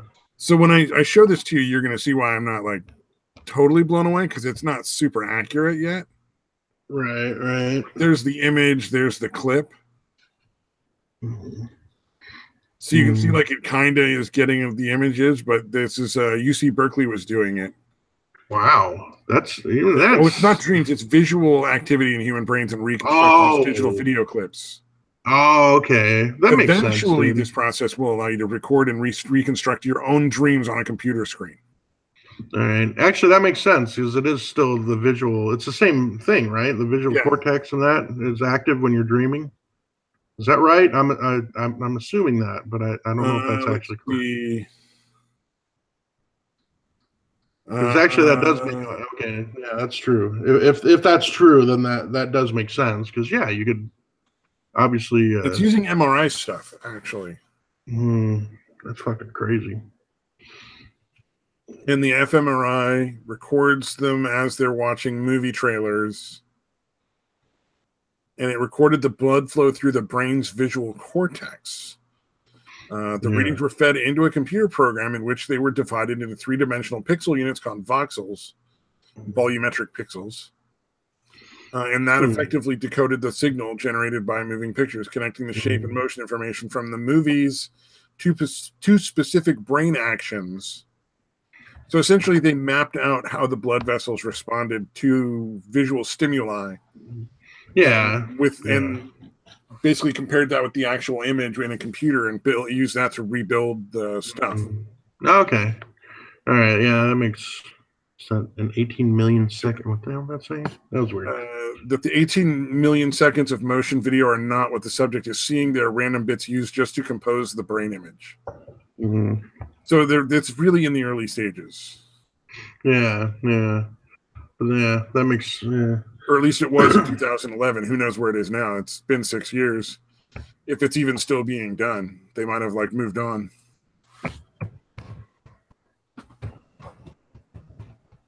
Oh man, I'm trying to look up if the visual part of your brain is active. The whole brain is active during dreams, from the brainstem to the cortex. Most dreams occur during REM sleep. Since we're highly visual animals, the visual cortex, right at the back of the brain, is especially active. Okay, yeah, okay, so yeah, all right, that makes sense. Well, I mean, humans are so visually focused that we can tell from across the room if somebody's making eye contact with us. I mean, that's an insane amount of acuity, like for the focus on that one specific aspect of our like interactions with people. Yeah, definitely takes up a significant chunk of the brain processing visual shit. Yeah, for instance, cats don't actually have very good vision up close. And that's why they have whiskers. Their whiskers actually get pushed forward, and they're triggered more by motion than by actually what they see. So when a little critter they get close enough to the little critter and it's moving, their whiskers go forward to guide their mouth to whatever they're trying to like bite. Yeah. Or if they're trying to get stuck in a dresser drawer going in through the back. Yeah. Oh, yeah. Well, it's not as much to check the width of whether or not they can actually make it, though. I believe it does function that way. Although some cats are a lot fatter than they think. Right. Yeah. That always amazed me, dude. Finding a fucking cat in a fucking drawer, dude. And I'm like, what the fuck? But yeah, they managed to squeeze in through the back, dude. Oh, they get in the drawer through the back underneath the counters and shit. Yeah, well, that's what they say, that because they tell people to trim their whiskers, and they won't do that because the whiskers can, they feel in there that there's an opening or whatever, and they'll end up crawling in there. But if they don't have the whiskers, they won't, go in there because they can't feel that opening. No, I see what you're saying. Yeah, it's a trip, man. Actually, it's interesting how much of their up close vision is accomplished with their whiskers, and hunting and moving and all that kind of stuff. Yeah, wacky. Yay. Wait, Mother's Day cards go gender neutral? Holy fuck, really? Wow. What was it? There was a girl on on my Twitter feed who's trans. She went male to female, trans. Right. And she went into the ER, and they made her do a pregnancy test. Holy shit. Like, I'm male to female trans. That's not physically possible to get pregnant. And they still made her do one anyway. Oh, wow. That's fucking amazing. It blows my mind. I'm like, of all the things to waste your time on in the ER. I wonder if that's so they can get the insurance money for doing the test. Like, that's the only way that makes sense. I imagine partly it's to get the insurance money, and partly because anybody that identifies as female has to have a pregnancy test so that they don't have any way to sue later and be like gender discrimination. Bullshit. Yeah, that's fucking ridiculous, dude. Holy shit. Yeah, if it's not physically possible for you to get pregnant, I think a pregnancy test is a waste of fucking time. But that's just me.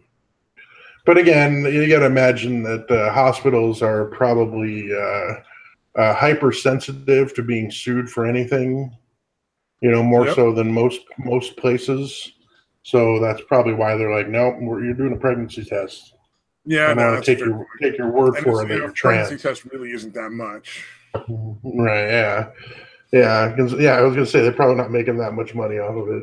So it's probably more making money off of it. It's compared to all the other shit they're gouging you for. That's not really much of their profit. Yeah. So most likely it's more inspired by avoiding getting sued. Oh, the other crazy thing I fucking heard, like I don't want to live on this planet shit anymore. In the United Kingdom, you now have to be 16 years old in order to buy caffeinated drinks. You have to literally, they check your ID now. And I think it started like either today or yesterday or something. Wow. I guess some kid was drinking like 15 Red Bulls a day or something and then tried to kill himself at some point. So they decided it was the caffeine's fault. And literally now in the UK, you have to be 16 or older with an ID in order to buy a caffeinated drink like a Coke. Yeah, because one person did that. So they overreact. Well, that's what the article I saw said, and that's what people were saying on Twitter. It may be like the genesis of like what they used to push the law through. Oh, right, right, to justify it. Yeah, they were probably using a lot of other stuff to justify it, and then that one incident occurred, and they all latched on, and you know that's what made it work. It's sort of like Megan's Law, that kind of thing. Wow, so even a soda, like just a fucking Coke or a Pepsi, you got to be 16 to buy. Yeah, crazy, isn't it? Wow, that's fucking insane. It's one of the more ridiculous things I've ever heard. I'll tell you that. Yeah, that is fucking nuts. I was like, God damn it, dude, that ain't right. That'll teach you caffeinated beverage people to not fucking donate enough money to your fucking politicians. Oh man, yeah, that was a trip to hear that one. I was like, what? All right, man. Oh man. Yeah. Oh, let's see. I've got some sillier ones, some funny ones. Like, let's see. I was trying to keep topics here.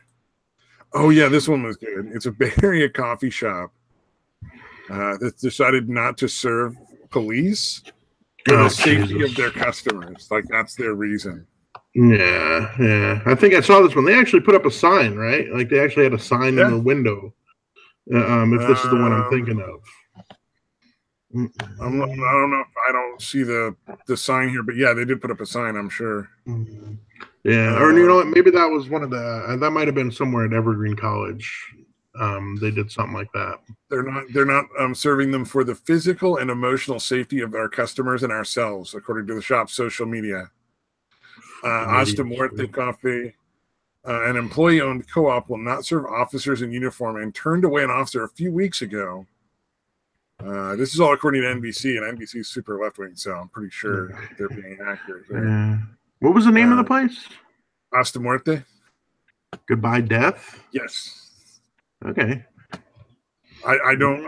You know what, man? Is it really surprising that they've named themselves Goodbye Death, fucking coffee, and not serve cops? Yeah, I guess, dude. With the sign. Let's see. Oh no, they posted on Instagram an account showing a photo of the writing in Spanish. This is talk to your neighbors, not the police. Habla con tus vecinos, no con la policía. Yeah. No, they're doing the Latinx thing, dude. That's funny. Yeah. There's no way that's a fucking real word. But then they can't do it with the words like la, or L or la. Should it be what would it be? XL or LX? Like for lie, it would have to be LX. You know this movement. Okay. Yeah, like how are you going to non-gender fucking the word L or la? I don't know. L and la are not really going to be able to do it. Version of the. Yeah, or even any words, dude. Like really, you're going to have X's at the end of every fucking word now? I don't. You're talking about that's the issue with fucking crazy leftists. Oh, and it's just supposed to like vecinos or vecinas. Yeah. Oh, okay. I see what you're saying. Now I get it. Yeah. Okay. It just took me a minute to figure out what you were talking about there. My bad. Yeah, but see, that's what I'm saying though. Like, that's how impractical is the Latinx movement. This is again, as I was saying, that's the issue with these leftists is they don't fucking think their shit through what's actually every O and A with a fucking X, dude. Like at the end of the fucking word, it's not gonna fucking work, dude. What is it, Mad Metal Man? Really, denial of service because of your fucking fifis kill me. It's the Bay Area, dude. That's probably like one of the more. Oh, you can read his comment, Chad. That's all you, man. That one got me. I'm ex Hellbeast X and demand you pay attention to my gender fluid. Oh, it's fucking awesome, dude. Oh man. That was good. That was fucking well played, sir. Yeah, but anyways, like it's a little late in the fucking like the language, a little too much inertia built up anyway. since it's been that way forever, or however long Spanish has existed as a fucking language. Yeah. Well, isn't Spanish like one of the ones that's a little closer to Latin than a lot of the other ones? Yeah, I think so. I know it's definitely a lot simpler than fucking English. As far as like English is kind of like, it seems like it's the language of exceptions to its own fucking rules. Spanish doesn't have a lot of that. Well, I believe English is second only to Mandarin Chinese in difficulty to learn. Yeah, I knew it was up Mandarin there. Chinese beats it out because there's a lot of tonal differences where the tone of your voice indicates what the word means. Oh, wow, okay. So there'll be words that mean multiple things depending on your tone. That's interesting. I never heard that. But yeah, no, I know I knew Spanish was definitely much easier to learn than English from what I had always heard. And I get why. Yeah, it's a little weird learning to conjugate. Learning to conjugate. But once you get that down, yeah, well, I never really got into it, but I should have because I live in fucking California, and Spanish would be a good language to know. Yeah. No, I took like pretty much a year in each different school grouping. I took a year in junior high, a year in high school, and a year in college. I can understand a lot even now, but yeah, I was never proficient at speaking it. Plus, I worked in a Mexican food restaurant. I took a year in high school. Madre de Dios es un plátano volando. Which I believe means Mother of God. That's a flying banana. Yeah. Plátano. That's all I really learned. Plátano. I didn't say it right then. Okay. Yeah, how'd you say it? Plátano. Plátano. Oh no, I guess it's the next to last syllable, right? It's supposed to be the plátano. Maybe that is right, unless there's because it's the next to last syllable is usually the one that's going to be the accented one or the highlighted one. Yeah. So you might be right. I don't know. Who knows? I don't All think I know is I said that once in the middle of class, and my teacher just like looked at me like, "The fuck is wrong with you?" Did he not know you at that point? Because it seems like they would expect something like that from you, dude. I was actually usually fairly quiet, but I was partnered up with this chick who was a little fucking more outgoing, and I think it sort of bled through a little bit, and I was like, oh, I can be a little more like silly and say shit, you know. Right. And they ask you to say something in Spanish or whatever. Indeed. But no, I used to be really good. Like I can read it, like the pronunciations, like almost perfectly, without any accent or anything. I think it's because again, I worked at from like 16 to like 21 almost. I worked in a Mexican food restaurant. And I heard Spanish fucking constantly. And I remember, like one of the classes I was taking in college, like they would have us read, like this paragraph Spanish and kind of grade us on it.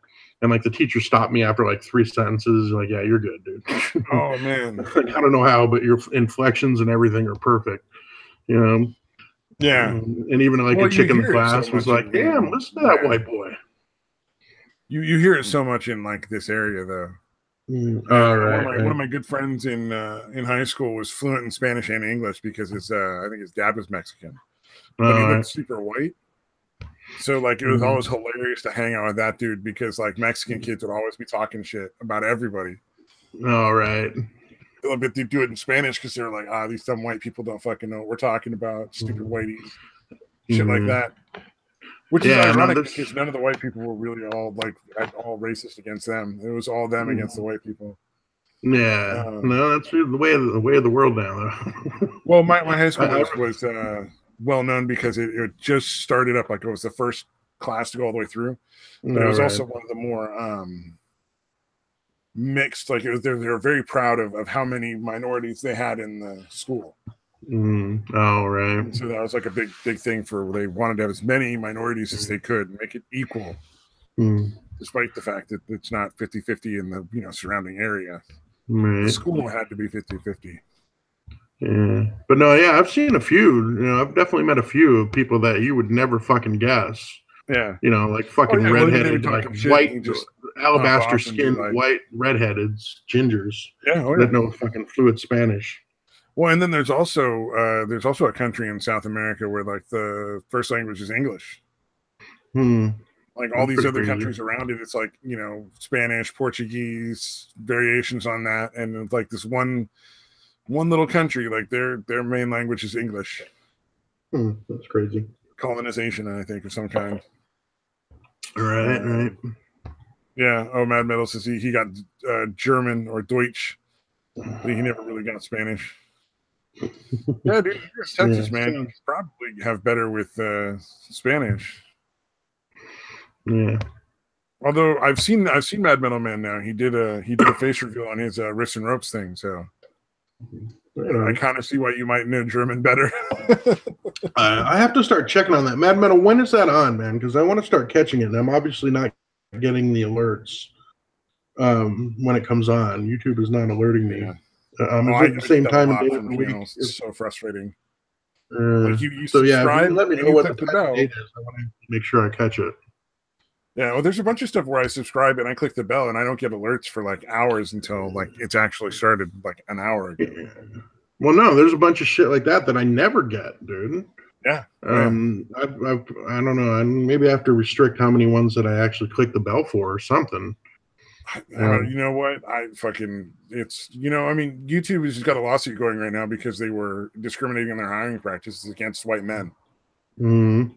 Yeah. So, like blatantly, which is real dumb. Saturday at 11 o'clock Central Standard. So that would be 9 o'clock here. Trying to do it earlier. 9 o'clock this time of year. So it's 9 o'clock here. Yeah, I have to set a reminder. Oh, he doesn't get our notifications either. I'm not surprised, man. Yeah.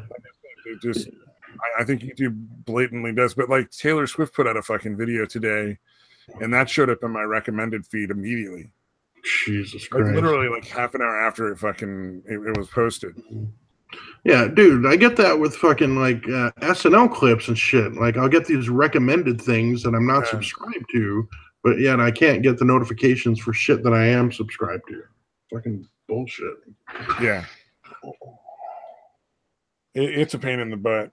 Although her new video, because I was like, fuck it, if I don't click on it, it's going to keep showing up in my feed forever. Right.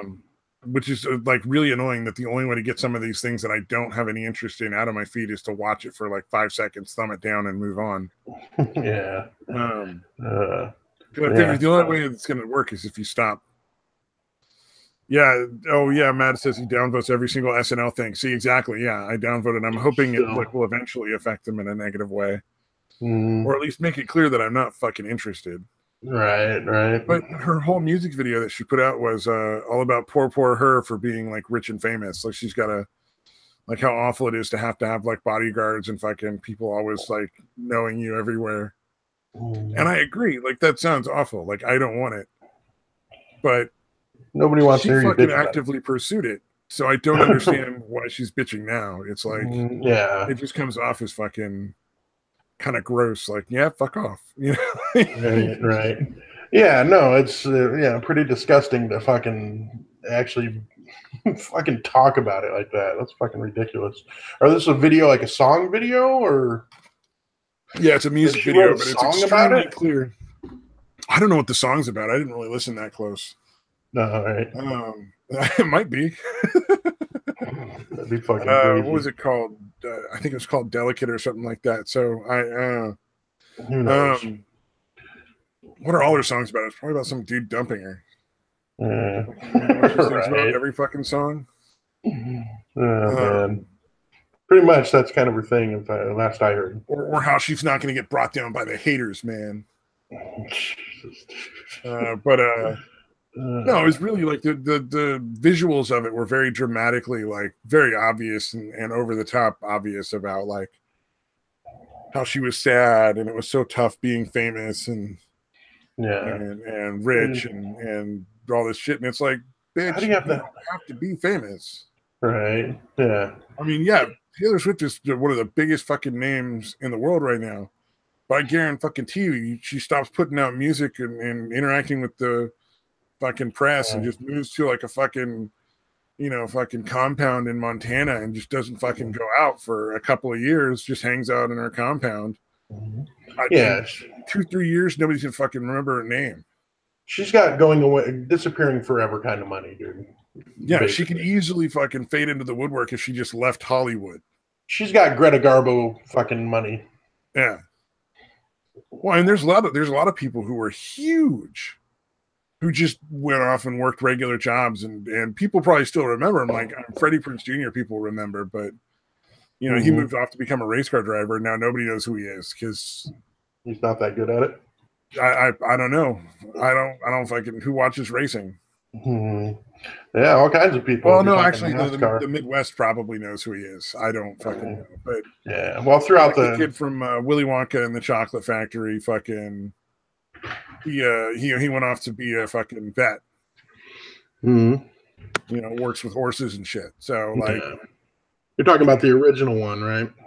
Oh no, it's Frankie Muniz went off to be a fucking race car driver. Oh, okay.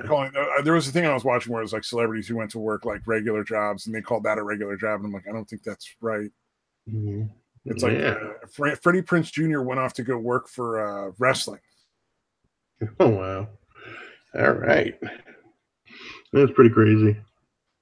Oh, Metal Man, I like that. Swift needs to shut her mouth. Don't want to be a star. Hire a fucking lawyer and get the hell out of your contract and fuck off. Yeah, exactly. Just leave Hollywood. Yeah. I think her family owns like fucking a Christmas tree fucking ranch or whatever, like a place where they grow Christmas trees. Yeah, go back to knocking praying mantis nests off the fucking Christmas trees. Apparently she claimed that was their job there. Yeah, she could easily go and fucking buy like a big piece of property like near her parents and just like chill out in small town America. Yeah, it really seems like an indirect fucking brag. A little more than a genuine complaint. Yeah, a little bit. Yeah, exactly. I hate how famous I am. I gotta hire bodyguards to keep people away from me. It's terrible. Yeah, I mean, I don't hate Taylor Swift. I don't care. It was just like such a kind of a, I don't know, just a. She needs to have childish fucking thing. She needs to hire somebody whose job it is to fucking be honest with her and say, hey, that's a terrible fucking idea to complain about that. Don't ever fucking complain about the fucking trappings of fame. For us, we think it's terrible, but man, all of the comments on that video were positive. Everybody was like, you're amazing. I love you, Taylor. And I was like, it's half an hour. There's only a few thousand comments. There's a possibility she'll see a shitty comment if I leave it. Always worth a shot, dude. Yeah. Although she probably doesn't deal with any of that shit, dude. No, she probably never sees that. Or certainly not any negative comments. She might see comments, but yeah. I was watching a cooking video when you came on, and I'm sitting there going like, how has nobody noticed this woman has a mustache?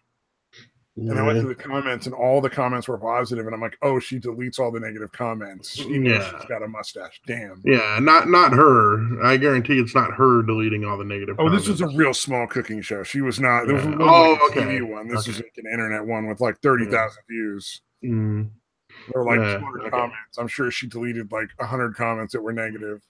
Talking about her mustache? Yeah. Probably has it has to go through like a filter. Right. Yeah, if it's got the word mustache in it, it must be approved. Oh, Taylor has been turning more and more hip hop. That's surprising. I didn't know that. No, not surprised that she sounds like a stuck-up cunt.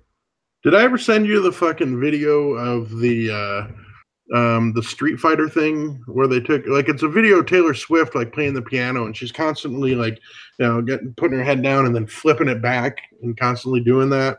And basically somebody edited in like the Street Fighter people, making it look like they're hitting her and making her head fly back.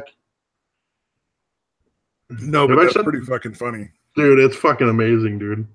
Yeah, because it's got a bunch of them, dude. They're like, God damn, this bitch is tough. Because, it looks like they're beating her up for like the whole fucking video. Yeah. I'll have to send that to you. I can't remember the name of it now. But there was a whole web series that somebody did with the characters from Mario Brothers, like the Mario Brothers, or not Mario Brothers, the Smash Brothers game or whatever, the one where it's like all the different Nintendo characters and it's like a fighting game. Super Smash Brothers, Melee, whatever. Yeah. Yeah, whatever that one is. And it's essentially like they're all in a war. So like Mario and Luigi were literally like plumbers, and then fucking they got caught up in the war between like the Koopas and the Mushroom Kingdom and shit, and like it was just this whole crazy long drawn out thing that involved like Donkey Kong and everybody from all those things was in it, and they were all like doing like these crazy over the top like storyline, and it was like it ended up being about like hour and a half, 2 hours worth of videos. It was essentially, if you watch it all without on like a playlist, it's like watching a movie. All right. It's very entertaining. And I want to say it was like Super Smash War or something like that on YouTube. But that shit was fucking awesome. Because you were talking about like cool YouTube videos. Right. I almost kicked myself out. Okay. Well, I mean, muted myself with. Or the other one with Street Fighter is the one's called Blanca is a Troll, where it takes videos of people that are like, slipping off of tables or, whatever, slipping, doing all that kind of shit. But they edit in Blanca to make it look like Blanca is making them fall. Yeah. Have I sent you that one or no? Mario Warfare. Fuck you. Don't answer me then. Sorry, I was looking at the video. So go ahead. I'm sorry. I was asking because they have these ones called Blanca is a Troll, where they basically it's videos of people like slipping, falling, that kind of shit. But they've edited in to make it look like Blanca is making them trip and fall. Nice. Have I sent that to you or no? No, you have not sent that to me. I would definitely remember that. Yeah. All right. Yeah, I'll send you a couple of those. They're usually pretty short. There's a bunch of the Blanca is a Troll ones, but I'll just send like one of them to you. I don't want to overload you. But that Taylor Swift one's pretty funny, and then the Blanca is a Troll ones are pretty fucking funny too. Yeah. Excellent. Yeah, I just like to tweet out the videos I mention if I can. Yeah, I should probably do that too. Yeah, the Mario Warfare thing is a minute or an hour and 17 minutes. So it's essentially a small movie. Yeah, all right. There's one where it's all collected. It's pretty fucking entertaining. It's super fucking dark. Yeah, it's not like so people die. Like a lighthearted comedy then. Yeah. No, people fucking die. It's not. Like, God damn, dude. Yeah, no, characters die, get maimed. It's pretty fucking hardcore. Yeah, I know a lot of old YouTube stuff like that I've seen, like weird old YouTube stuff, because when YouTube was almost want to say like before it was cool. No, when YouTube was still paying people to make really cool, interesting new content, there were just so many channels that made so many cool things. Sorry about that. I forgot my thing wasn't muted, or my computer wasn't muted. Okay. Yeah, it's definitely a good rainy day movie, man. Like if you're just stuck and you got like nothing to do, it's really good. Right on. Cool shit. All right, yeah. Sorry, I was looking for the video that I was talking about. Oh, yeah. Yeah, so it starts off with Ryu, like kicking her and her head flying back. And then fucking, basically all of them come in to have a fucking go at her. Yeah. Oh, yeah, that's a shorter one. I don't understand that one. That does sound pretty fucking cool, to be honest. Yeah. And I don't like. I kind of like. And the one thing I do respect Taylor Swift on is she's really stayed out of the social justice stuff. Yeah, to her own fucking detriment, because those fuckers are angry at her for not doing it. In that regard, I kind of have to be like, all right, respect. You're just like you're staying in your zone. You're like, hey, I'm gonna just fucking play my songs. Like famous dudes have like really bad breakups and make terrible songs about it. And everybody's gonna be mad at me. Yeah. No, that is true though, man. Like literally, not saying anything got her in so much fucking trouble for not being a fucking social justice warrior. Yeah. I gotta say, like that's the one thing I kind of respect. It's like, hey, somebody in Hollywood is like, you know what? I'm not gonna weigh in on that because my opinion doesn't really matter. Yeah, it's unfortunate. There aren't more that have that fucking attitude. Absolutely. Oh, here's one I thought that was funny. Radical communist group spills blood on Texas campus. Nothing like a bunch of college kids whose mommy and daddy paid for them to go to school, fucking touting communism. Yeah, a bunch of fucking little trust fund kids, essentially extolling the virtues of communism. Yeah. So essentially, the University of Texas, Austin, on International's Women's Day, they called for violence in the name of International Women's Day. Yeah, why not? Let's see. The blood of women and all survivors flow from the fountains of UT on International Working Women's Day. We must stress the necessity of organizing women for revolutionary violence against the capitalist institutions that uphold patriarchy and protect abusers like Richard Morissette. I don't know who Richard Morissette is, so I don't know. Okay, I'm glad I'm not the only one. I'm like, who the fuck is that? See, like, little pictures here. Oh, can I expand? Oh, no. That just opens. This is UT Austin. Yeah, come on, Mad Metal. It's not really Texas. It's Austin. Yeah, it says this is the blood of survivors that UT ignores. Like, survivors of what, you fucking first case? Oh my god! It's like I saw a thing that was, about Zoe Quinn that was like, she survived Gamergate. I'm like, well, who fucking died? Right. You can't survive something if nobody was getting killed by it. That's not how that fucking works. Dude, it really is fucking amazing. Like, fucking Zoe Quinn's a horrible person, but I have to give her fucking, like, begrudging respect for the fact that she turned nothing. In fact, turned her fucking 5 guys and cheating on her fucking fiance. Yeah. And really getting no harassment, but somehow turning that into her getting a shitload of money through Patreon or, all the shit that she fucking managed, dude. She cheats on the dude with 5 dudes who end up giving her shitty little game, good reviews.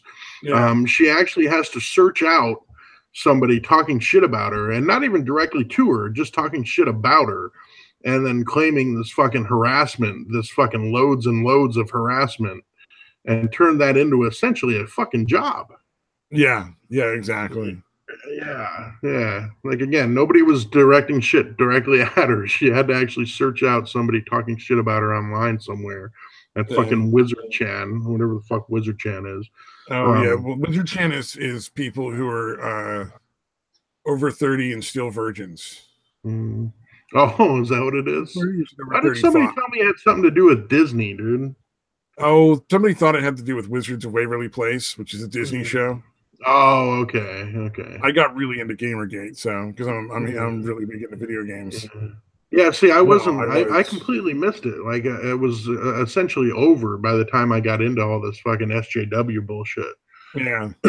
Well, here's the one thing I thought was funny though that kind of ties up this the communist group on the campus. Oh yeah, sorry. These are the shirts they sell.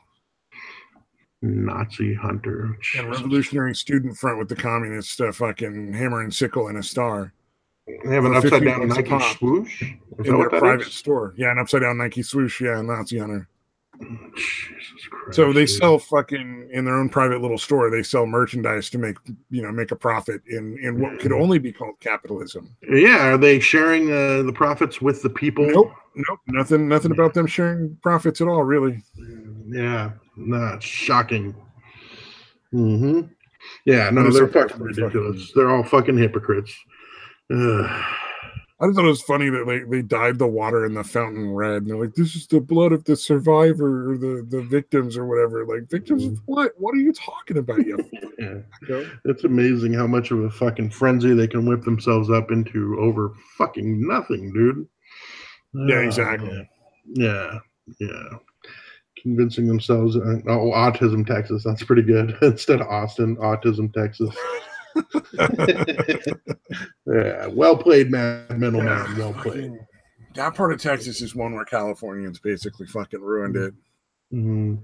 Yeah, I was gonna say it's like this little liberal fucking little fucking liberal tumor in the center of fucking Texas.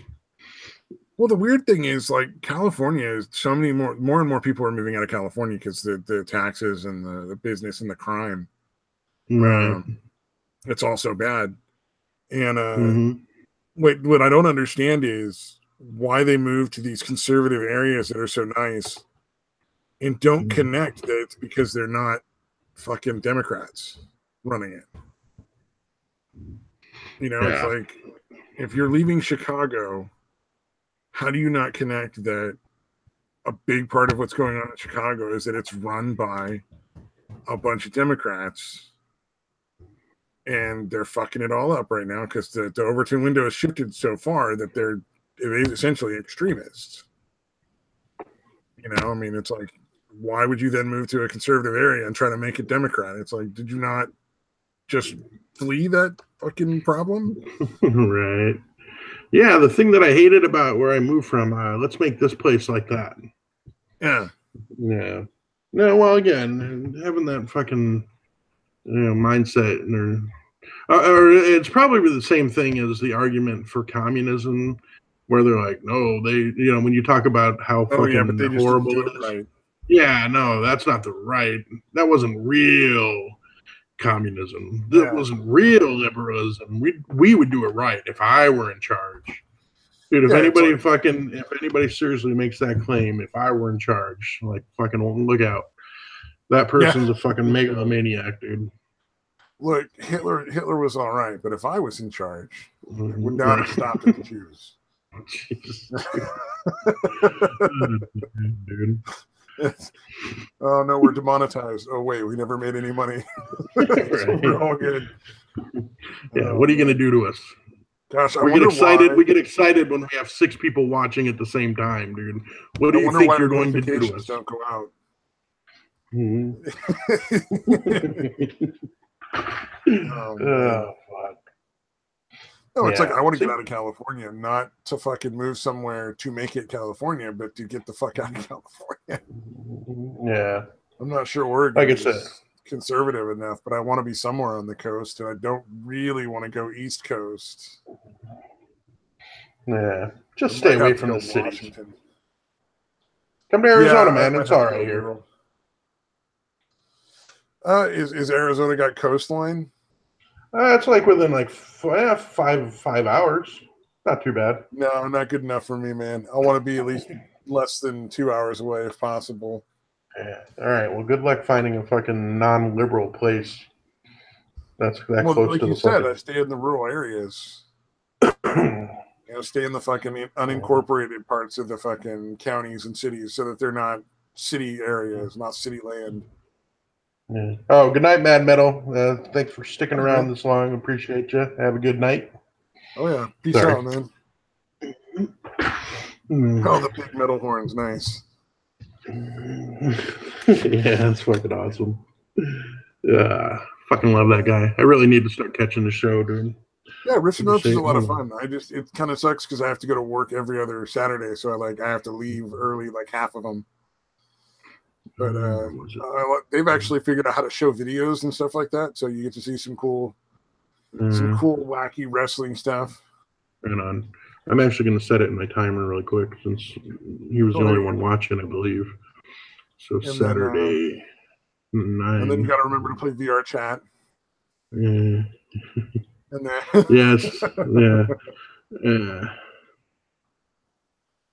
And then I should probably just start streaming some VR chat because that shit is always weird. Mm-hmm. But I did run a private stream, so it'll never be on the channel, just for like a few minutes, and it does look like I can in fact stream both video and audio from the game. So yeah, right on. Cool. Yeah, good shit. Dude, I was going to ask you, I probably should have did this offline, but like anytime that you do leave me alone to either go get Hearth or say goodbye to him or whatever the fuck, dude, I want to start mentioning any of the weird conspiracy theory shit that I come across. Oh, conspiracy theory time? Yeah. Do you mind if I do that? Not necessarily conspiracy theory, but like, well, yeah, I guess it is. Like, like weird shit about like aliens or, anything weird throughout history that has a weird conspiracy theory with it. You give a shit or? Well, no, I don't care, man. Talk about anything. I'm a huge freedom of speech thing, man. If you wanted to fucking be like, the minute we were gone, be like, so communism is fucking awesome, and here's why.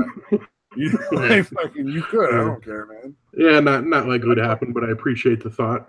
I mean, like, I know neither of us is a huge fan of like Jeff Holiday, but dude, if he had some pressing reason that he wanted to be on, not that he ever will, because he's fucking. I can't imagine why he would ever even know who we were, much less want to be on our show. Somebody might have told him. He might also have spies. You never know. I have talked a lot of shit about him over the last several months, or pretty much, again, since I came on. I think even the very first time I came on, talking shit about Jeff Holiday was one of the first things I did. Probably. I don't know, man. I don't. Either way, it's kind of fun to poke fun at like the bigger YouTubers. You know, like, haha, you guys are lame. Yeah, indeed.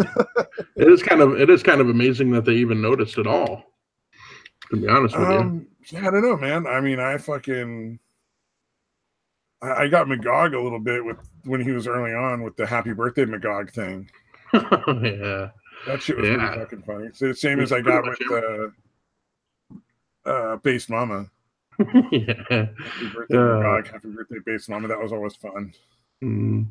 Yeah. Apparently, she fucking was super annoyed with you at first, but then she embraced it. She gave in. That's how everybody fucking deals with me, I think, in all honesty. I think most people really fucking get irritated by me at first, and then they're like, oh, no, he's not genuinely trying to be an asshole. That's just part of what he is. It's an intrinsic part of him. Yeah. He's like a fungus or a cancer. You know, at first, it starts small, and then it just grows on you. Yeah. Like a fungus. Like a fucking mold, man. I'm like the black mold. Fungus sounded a little nicer. Cancer was a little unnecessary. That was a little extreme. Oh, cancer works for me too, dude. I'll be a disease. I don't know. AIDS sounds so much sexier though than cancer, to be honest. Yeah. You get AIDS by doing like weird anal shit. So, right? Yeah, I believe. Yeah. How many people can piss off? Yeah, it's only the gays, I believe, that get AIDS. Oh, there was a dude on Joe Rogan who was going that route. Like fucking AIDS is the gay disease. He's like, it really is. It's straight people just don't get it. Wow. I was like, no, there's a lot of straight people that have got it. What are you talking about? Yeah, that's fucking nuts, dude. Oh man. And then there was like that other guy who was like, fucking going sober from like heroin. It's really not. It's just like having the flu. It's no big deal. Oh, fuck you. Jesus. He compared like cocaine to just having a bad cold for a day. Like, oh, you'll be fine after like a day of not using cocaine. You don't need to. This addiction shit is just a fucking business. It's not real. Wow. Fuck. Yeah. That's fucking so irritating. I mean, I don't know what the coke withdrawal is like, but yeah, I don't know what heroin withdrawal specifically is, but I assume it's the same as any opiates. It's fucking nightmarish, dude. You literally want to die. Essentially, dude, with the fucking the OxyContin is essentially it's synthetic heroin. Yeah, any of the opiates. You do know what heroin withdrawals are like. Yeah, well, I mean, I've heard it's a little different if you're, or it can be like even worse if you're actually shooting up. Yeah, I don't know. The only other person I know he smoked heroin, and he stopped doing heroin just by smoking weed all the time. And he did it gradually, which is probably almost fucking unheard of. Yeah, no, that's really rare to be able to step down. Yeah, taper off of fucking heroin. Yeah, that is incredibly rare. Well, he was actually like a fucking rock and roll guy down in Los Angeles. That's why he was into heroin, is because everybody was at that time. Right. And like he used to hang out with like Jane's Addiction and shit. No shit. Yeah, he played like his band played like the Whiskey A Go Go, all the big clubs down there. Right on. They're pretty hot shit for like half a second. They never really got an album or anything, but yeah. You said it's UA Unknown Archive? No, that's not UA. No, this is like somebody I knew in real life. Oh, okay. Yeah. All right. I don't know why I thought you said UA in there somewhere. No, I didn't. If I did, I didn't intend to. No, it was just some dude Yeah, I you knew. probably didn't. It's probably me. He had the fucking best story of dealing with a girlfriend trying to stir shit up. Like his fucking girlfriend at some point was leading this poor dude on, and got this guy all fucking pissed off about something that, he wasn't treating her right and blah blah blah. So the dude fucking, manned up and came to his door and fucking was banging on his door. He's like, "You're not treating her right. I'm here to fucking set you straight." And he was like, "Hey, you know what, dude? You can have her." He's like, "Yeah, dude, she's all yours, man. I'm not gonna I'm not getting your way. It's all good." Mm-hmm. And the guy was like, "Oh wow!" And so he just left. And like an hour later, she came back pissed because that is not how that went in her head. Yeah, they fought over her in her head. Best fucking response I've ever heard in my life. She's all yours, buddy. Good luck. Go ahead. He's gonna treat you better, bitch. Go ahead. Yeah, he's the dude who, like, in his early 30s, was dating a 16-year-old without knowing it. Oh, no shit. 15-year-old without knowing it. God damn, dude. Well, and I've met her and I saw pictures and I'm like, yeah, you wouldn't. You never guess she's that young. You'd never have known. And it wasn't like she had like giant titties or some crazy shit. She's just one of those people that just doesn't, like, you can't. She will always look like, until probably she's like 90, she will look like she's somewhere in her 20s. Yeah. You know what I mean? Like those people. Yeah. And like, years later, they're married happily with a kid, so. Although he fucking went a little fucking loopy. Now he's like, he won't swear. He's all super fucking puritanical. He won't fucking smoke weed anymore, any of that stuff. Yeah, those people are hilarious, dude. The ones that quit all that shit, but they go so extreme the other way. That's fucking crazy. Well, he was super cool right up until he had a kid. So I gotta think that, a lot of weird shit between him and his dad. His dad was super fucking Mormon religious and was really shitty to him a lot. I gotta imagine there's some unfucking resolved issues with his dad that he's working out. What's going on? I just couldn't hang anymore. I'm like, sorry, man. Yeah. You were too much of a drag, buddy. I gotta say fuck every so often. I just have to. Yeah. Like, sorry, man. I'm sure it's going to be great for your kid, or it'll probably be great for you. No, it might be. It might be great for your kid, but I'm out. I think just teaching your kid that there are places where they can and can't use that language is the more important thing. Yeah. I kind of worry about mine because my son refuses to cuss, dude. He refuses to use any fucking cuss words. Oh, there's nothing wrong with that. I mean, no, it's good. It really is. But I've literally tried to make him repeat something, dude. And he'll work around it, and I'll be like, "Wait, what was the word exactly?" And he'll literally ask me, like, "So are you giving me permission to say it?" Like, he doesn't want to do it. You know what I mean? Like, he's just fighting it. So we'll see. I used to be like that too, I guess. So let's see where I ended up. Oh god, my fucking VR headset turned on. All right. Yeah. Sorry, I moved my VR set with my elbow and fucking my whole screen just went and fucking a couple programs opened up. Yeah, no, that's weird that he wants permission to fucking say it, like, because I don't see you as the guy who's like, all right, I'm gonna wash your fucking mouth out, boy. No, I definitely don't want him to say it if you were against swearing. Hold on, let me rephrase that. I definitely don't want him cussing. Using the words that make Jesus cry. Yeah, I definitely don't want him cussing, but yeah, I'm not going to freak out about it. Oh no! But even when he was a kid, like when a little kid, like somehow he had the fucking super quiet. What? You okay? I finally crossed the line. Man, I wonder if I'm even still alive. Well, I better check that shit out. You're still alive. Can you hear me? Oh, can you hear me? You're back? Okay. Yeah. No, I didn't go anywhere that I know of. That was weird. Yo. Oh my God, you're cutting out. Maybe I'm cutting out, dude. This headset was pretty close to being finished, so I don't know if that's what's going on or not. All right, can you hear me at all? I know what happened. Hold on a second. Let me fix this. Yeah. Talk amongst yourselves in the meantime. Yeah. All right. So yeah, how about now? Can you hear me at all, or? Okay, I must have switched the audio. Fucking. All right. Okay. There we go. Okay, my headset switched the audio to its audio. Oh, gotcha. I was That's like, all what right. happened. Well, the fucked up thing is, this headset had been messing with me. Like one of the sides, like the left earbud or whatever, was incredibly quiet. So I'm like, oh shit, maybe out right in the middle of this fucking stream. So here I am. I lost audio, and you're thinking, "Oh shit, what's going on with my headset?" I was like, "Damn it!" I was hoping it would make it at least through this live stream. Well, and the weird part is, it changed the audio on this after I shut down all the VR stuff. Yeah, it's crazy. Weird.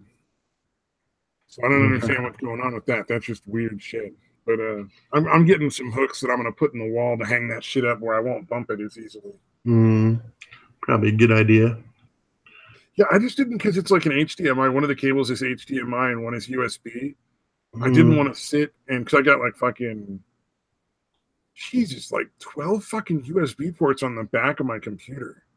All right. And like 8 of them are fucking USB 3.0 and like 4 of them are USB 2.0. And it's all for like monitors and keyboards and mics and shit. Right. And so I didn't want to sit and plug and unplug the fucking HDMI cable over and over and wear it out, because those things, I can only imagine, since it's directly wired into the headset, that it's super fucking expensive to get it changed. Like so it's not even like an HDMI that'll break away from the headset. It's wired right into it. Yeah, it's wired from the headset directly to the HDMI cord. There's no breakaway in the middle.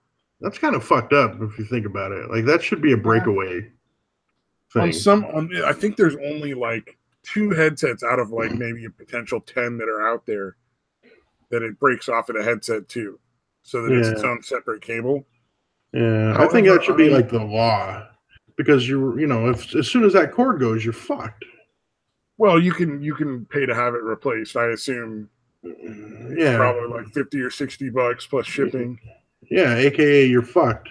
Even if you're getting it fixed. Oh, it's a $200 headset and get it fixed.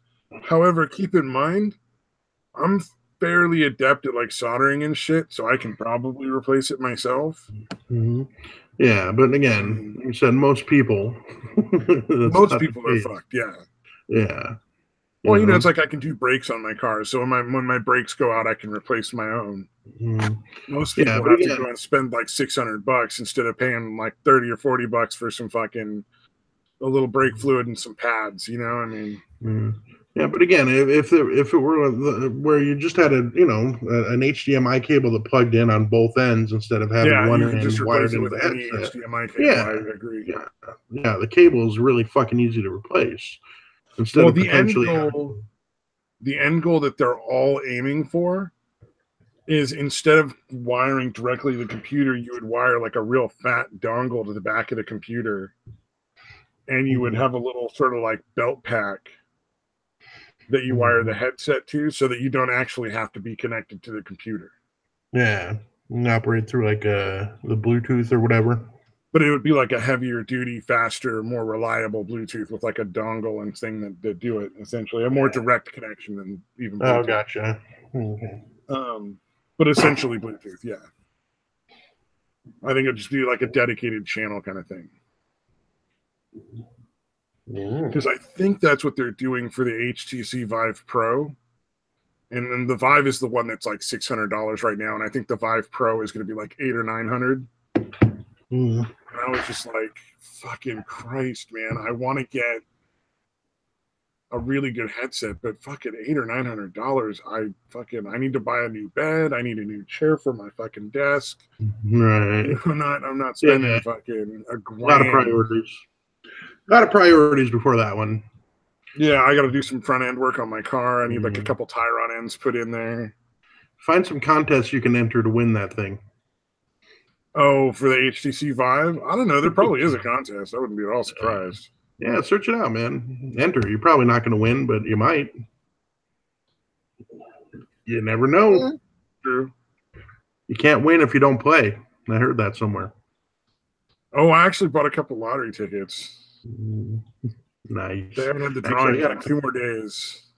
Actually, I bought a couple like a couple weeks ago that I've never checked. So, yeah. Actually, that reminds me that I heard about this one time. This was several years ago, where basically it was like the largest jackpot in like Arizona history for the thing, because it had gone a long time without anybody winning, and also there was an unclaimed winner, grand prize winner from like however many years before that, that they actually folded back in, right? So my question is, if you knew or if they knew who it was, would you, if you knew it was you, would you ever want to fucking know that you had the winning ticket and never fucking cashed it in? Because I sure in the fuck wouldn't. No, I really wouldn't want to know that. That would be fucking awful. Yeah, dude. Like that would be cruel. Dude. It would be cruel to find that out, or if like somebody told you, like, "Hey, turns out you were the one that had the winning lottery ticket and never cashed it in." But yeah. You know what I think is more likely? I think it's more likely whoever had the winning ticket probably like it was in a house fire, or fucking they were in a car accident and died or something. Yeah, they passed away in the meantime, most likely. Yeah. And nobody ever really looked at the lottery ticket. They just get thrown away or something. Yeah. But then again, like, that would be a lot of weird fucking arguments over the inheritance, though. Because somebody would inherit the ticket, and the ticket would be worth however many millions of dollars. It's one of the reasons why I think in California you're not allowed to buy tickets on credit. All right. I mean, the obvious other reason is if you're gambling and you're fucking paying with your credit card, there's already a huge issue, and they don't want to fucking allow it. Yeah, Arizona's the same way. You can pay with a debit card or cash, obviously, but you cannot. But the other thing is, if you bought it with a credit card, technically, it might be the credit card company's ticket. Right. Because unless you paid it back, and they can decide if you paid it back, and it'd be a big legal issue. So potentially, I don't know that there would be any credit card company that would be dumb enough to lose all of their fucking business over that. Right. Because I gotta say, man, if Visa did that shit, you'd have everybody canceling their fucking Visa card. Like, really, all the money you make, and you got to take this guy's $1 million or whatever. Fuck this guy's $1 million jackpot from the fucking Super Lotto. No, this one is Mega Millions. What was it? I just had like 2 ones extra in my wallet from something else, and I was like, well, I gotta fucking do something with them. Yeah, why not? Yeah, no, I'll do it. I'll usually check the jackpots because, if it's only 30 million, that's not really worth my time. So, if the jackpot's high enough. Oh, it doesn't say, but it was like it was over 100 million when I drove by. Yeah, I'm joking. I mean, what the fuck? It's a shitload of money, no matter how much it is. Dude, if I won $100, I'd be fucking thrilled. You kidding me? Yeah. Like $100. Yeah, no shit. Stick it in my savings account. Yeah. I might buy like another ticket, but I'd only buy like one more. And then I just put the $100 in savings and be like, shit, that's going to go to that new office chair I want. I found this giant fucking crazy fucking like heavy duty office chair, and I was like, damn, that actually looks hella good. So I might give up on my whole armchair at the computer thing. Because I like to be real comfortable when I can. Fucking put an armchair in my computer. I've got an armchair in front of my room, dude. In front of the TV for playing too. It comes in handy. Yeah. I thought you'd get a kick out of this little comic here. Those who don't study history are doomed to repeat it. Yet those who do study history are doomed to stand by helplessly while everyone else repeats it. Nice. Oh man. Yeah. I thought you'd appreciate that one. That's pretty good. Well, especially like because we're the whole politically correct thing in the fucking 90s and now. Swinging back around, way worse this time. Well, I have a feeling it's going to swing so fucking far conservative when it swings back away from the politically correctness. Mm-hmm. I'm a little concerned, to be honest. Yeah. No, I hear what you're saying, dude. Like Because if almost it goes like back too hard, that's going to be a fucking like 50s level conservatism. Yeah. Where kind of almost like McCarthyism level conservatism, where like, oh, you're a liberal, are you? Like, yeah, we're gonna burn you at the stake. We don't tolerate your kind in this town, sir. Mm-hmm. You're gonna have us we're gonna have us a fucking hanging party if you don't move on. Yeah, no, it's always worrisome for sure, man. Well, I mean, look at fucking the right wing who used to embrace like Sargon is now fucking. Oh, he's an idiot, blah, blah, blah. He's just a fake conservative. Like, he's never fucking said he was conservative. Mm-hmm. But, like, they're fucking eating him up now. I mean, granted, he's gotten a little fucking pompous, but Jesus. Right. I honestly, I think, well, as far as, like, the YouTubers that do it, I think it's because they basically can't keep doing the same shit, and he is still doing the same stuff. And being successful, and now they kind of are like stuck in this limbo where they have to figure out a different way of making their nut every month. Right. Yeah, it's more jealousy than anything. Yeah, I mean, if I'm being honest, I think so. Yeah. Yeah. Nah, it wouldn't be surprising, dude. Like he's still got that integrity, and they really don't. Mm. You know, well, not in every case, but in a lot of cases. Right. Yeah. Yeah, that's the thing. It's he's at least still willing to fight the good fight or whatever. Yeah. Carrying on with it. I've seen a couple small videos here and there of his, and they're not terrible. They're just I'm not really that interested in the subject anymore. Yeah. No, it seems like like you said, he definitely is up his own ass a little bit, but he still does good work from time to time. Yeah. I assume. Again, I same as you. I catch him here and there. I catch something that I'm actually interested in watching of his. And sometimes it's pretty good. But yeah, I just again one of the many of them that I just couldn't follow anymore. Yeah, but he's not on the level of like fucking Armored Skeptic or something where he's just flat out just completely discredited at this point. Right. Yeah, no, he's not there. Although he was definitely managed to, in my mind, kind of stain himself with the fucking taint of that whole Candid situation by fucking sticking up for those assholes. He was contractually obligated to for a while. I mean, that's who Sargon was.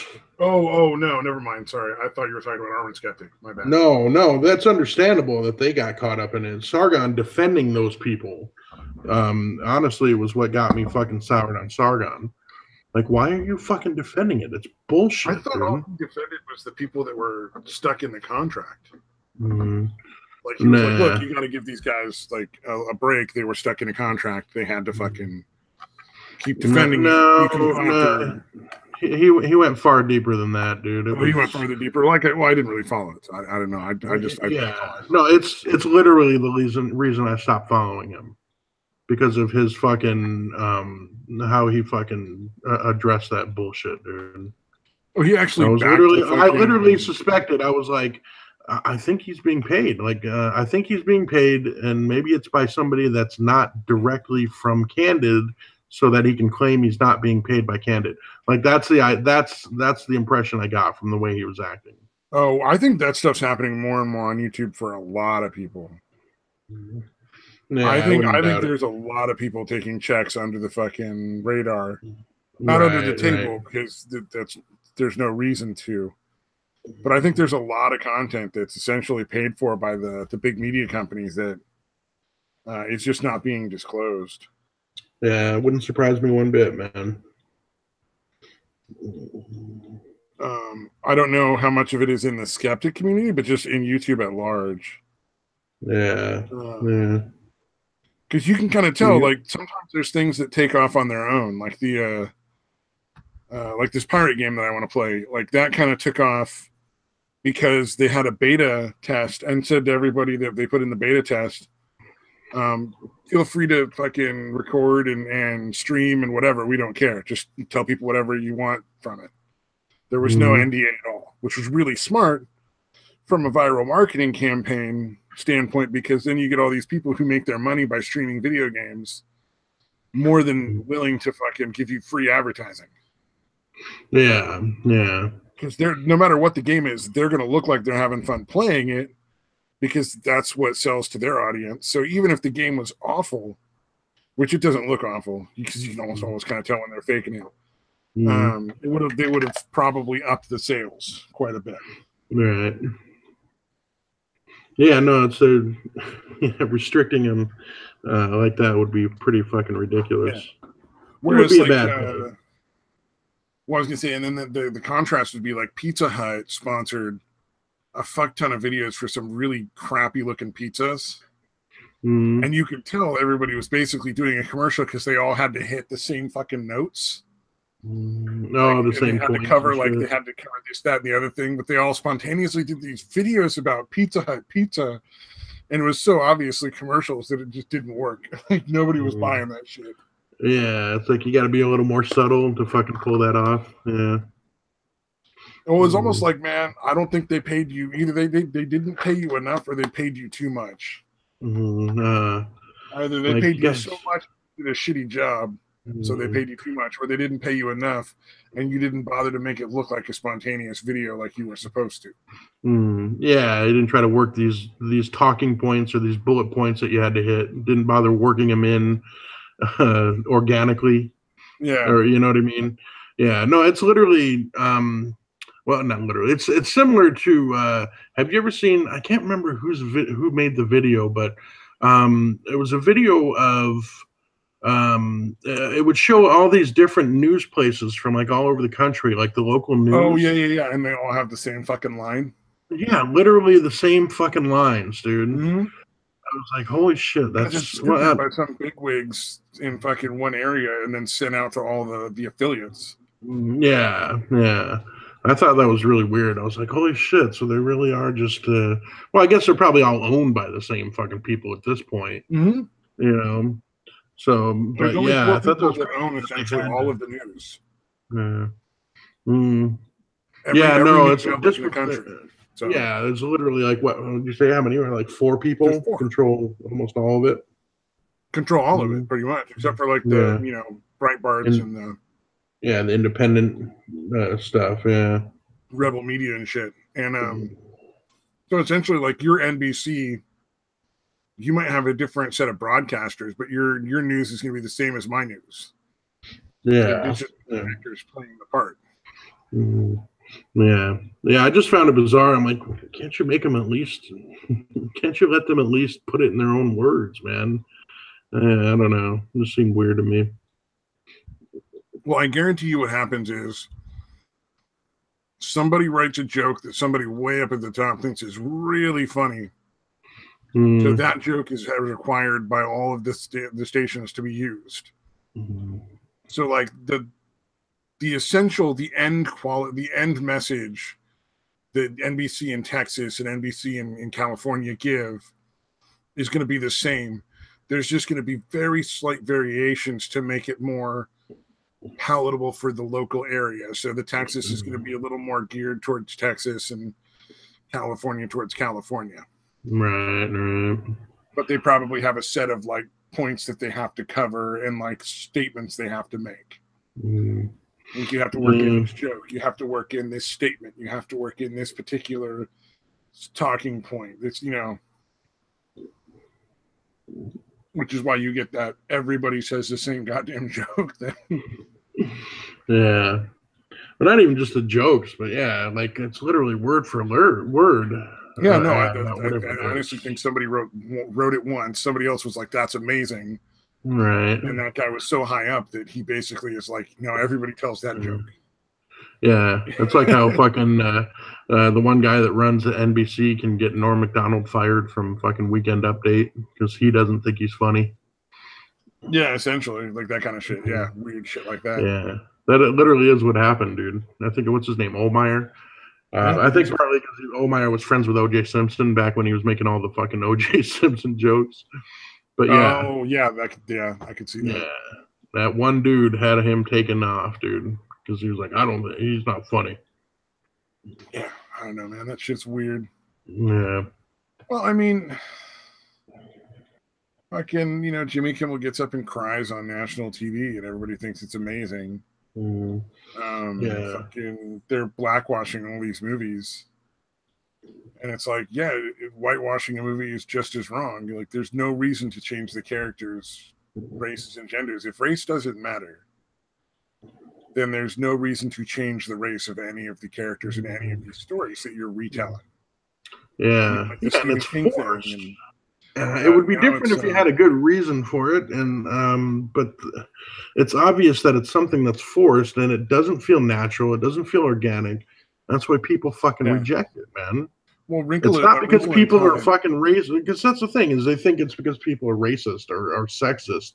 No, it's because the story already exists, and people know that story, and they love those characters. Yeah. And you're drastically changing them for no reason other than to preach nonsense at them that they already know. Mm-hmm. Yeah, but again, in their mind, they're like, "Oh my god, I didn't realize everybody was so racist and sexist that read comic books or whatever." Like, no, motherfucker, you're fucking with their. Yeah. Well, the one I'm thinking of right now is A Wrinkle in Time. In the books, it's all a bunch of white kids and white folks. The characters, because it was written, in like the 60s or so. It might have been earlier than that. But and then it also takes out. So they replaced the main female lead. Instead of a young white girl with like brown hair and thick glasses, it's a black girl. And they changed her mom from a white lady to a black lady. So now she's adopted instead of like their daughter by blood, which doesn't even fucking, like, what's the point of that? That's silly. And then her, the guy she meets that she has a crush on, like the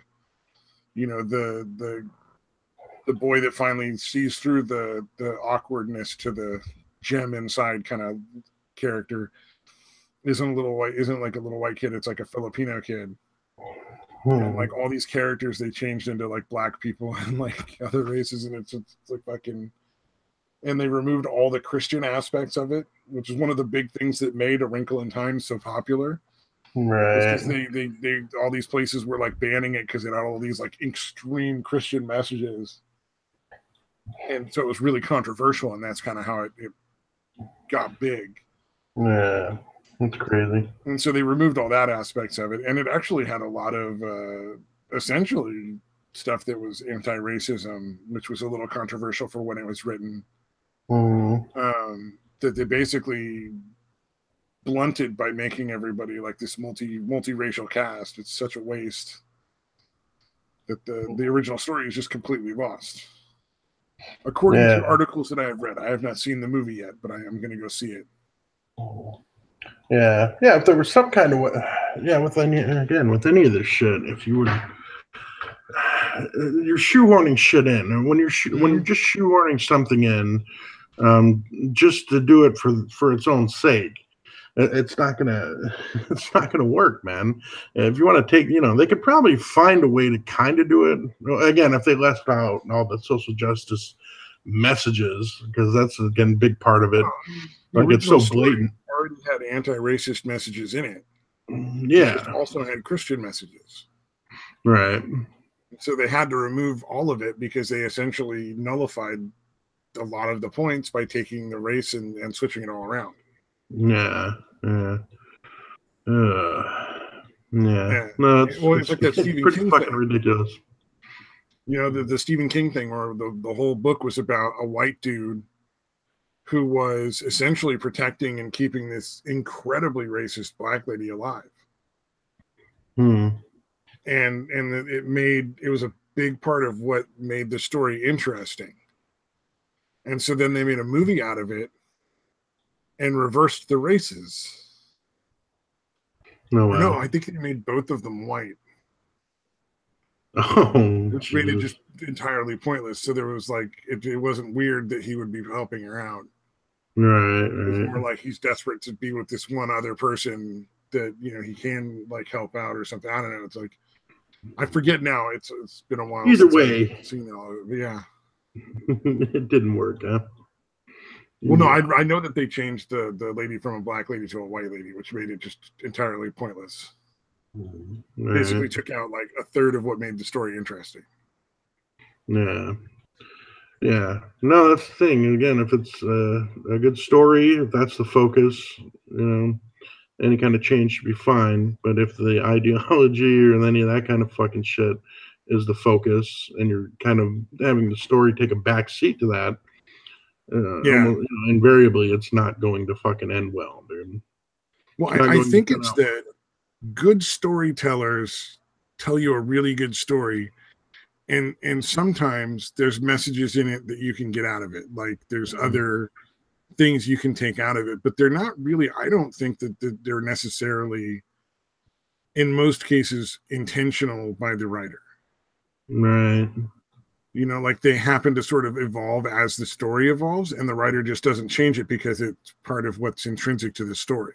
Yeah, it's where the story leads, essentially. Yeah, it's an organic sort of, the message is organic to what makes the story worth hearing or seeing or whatever. And when you sort of just try to shoehorn all these other, you just pick a bunch of things that your ideology agrees with and try to shoehorn them in, obviously it's just not going to work. It's like, yeah, when you try to have a story work around those things or whatever, you got nothing.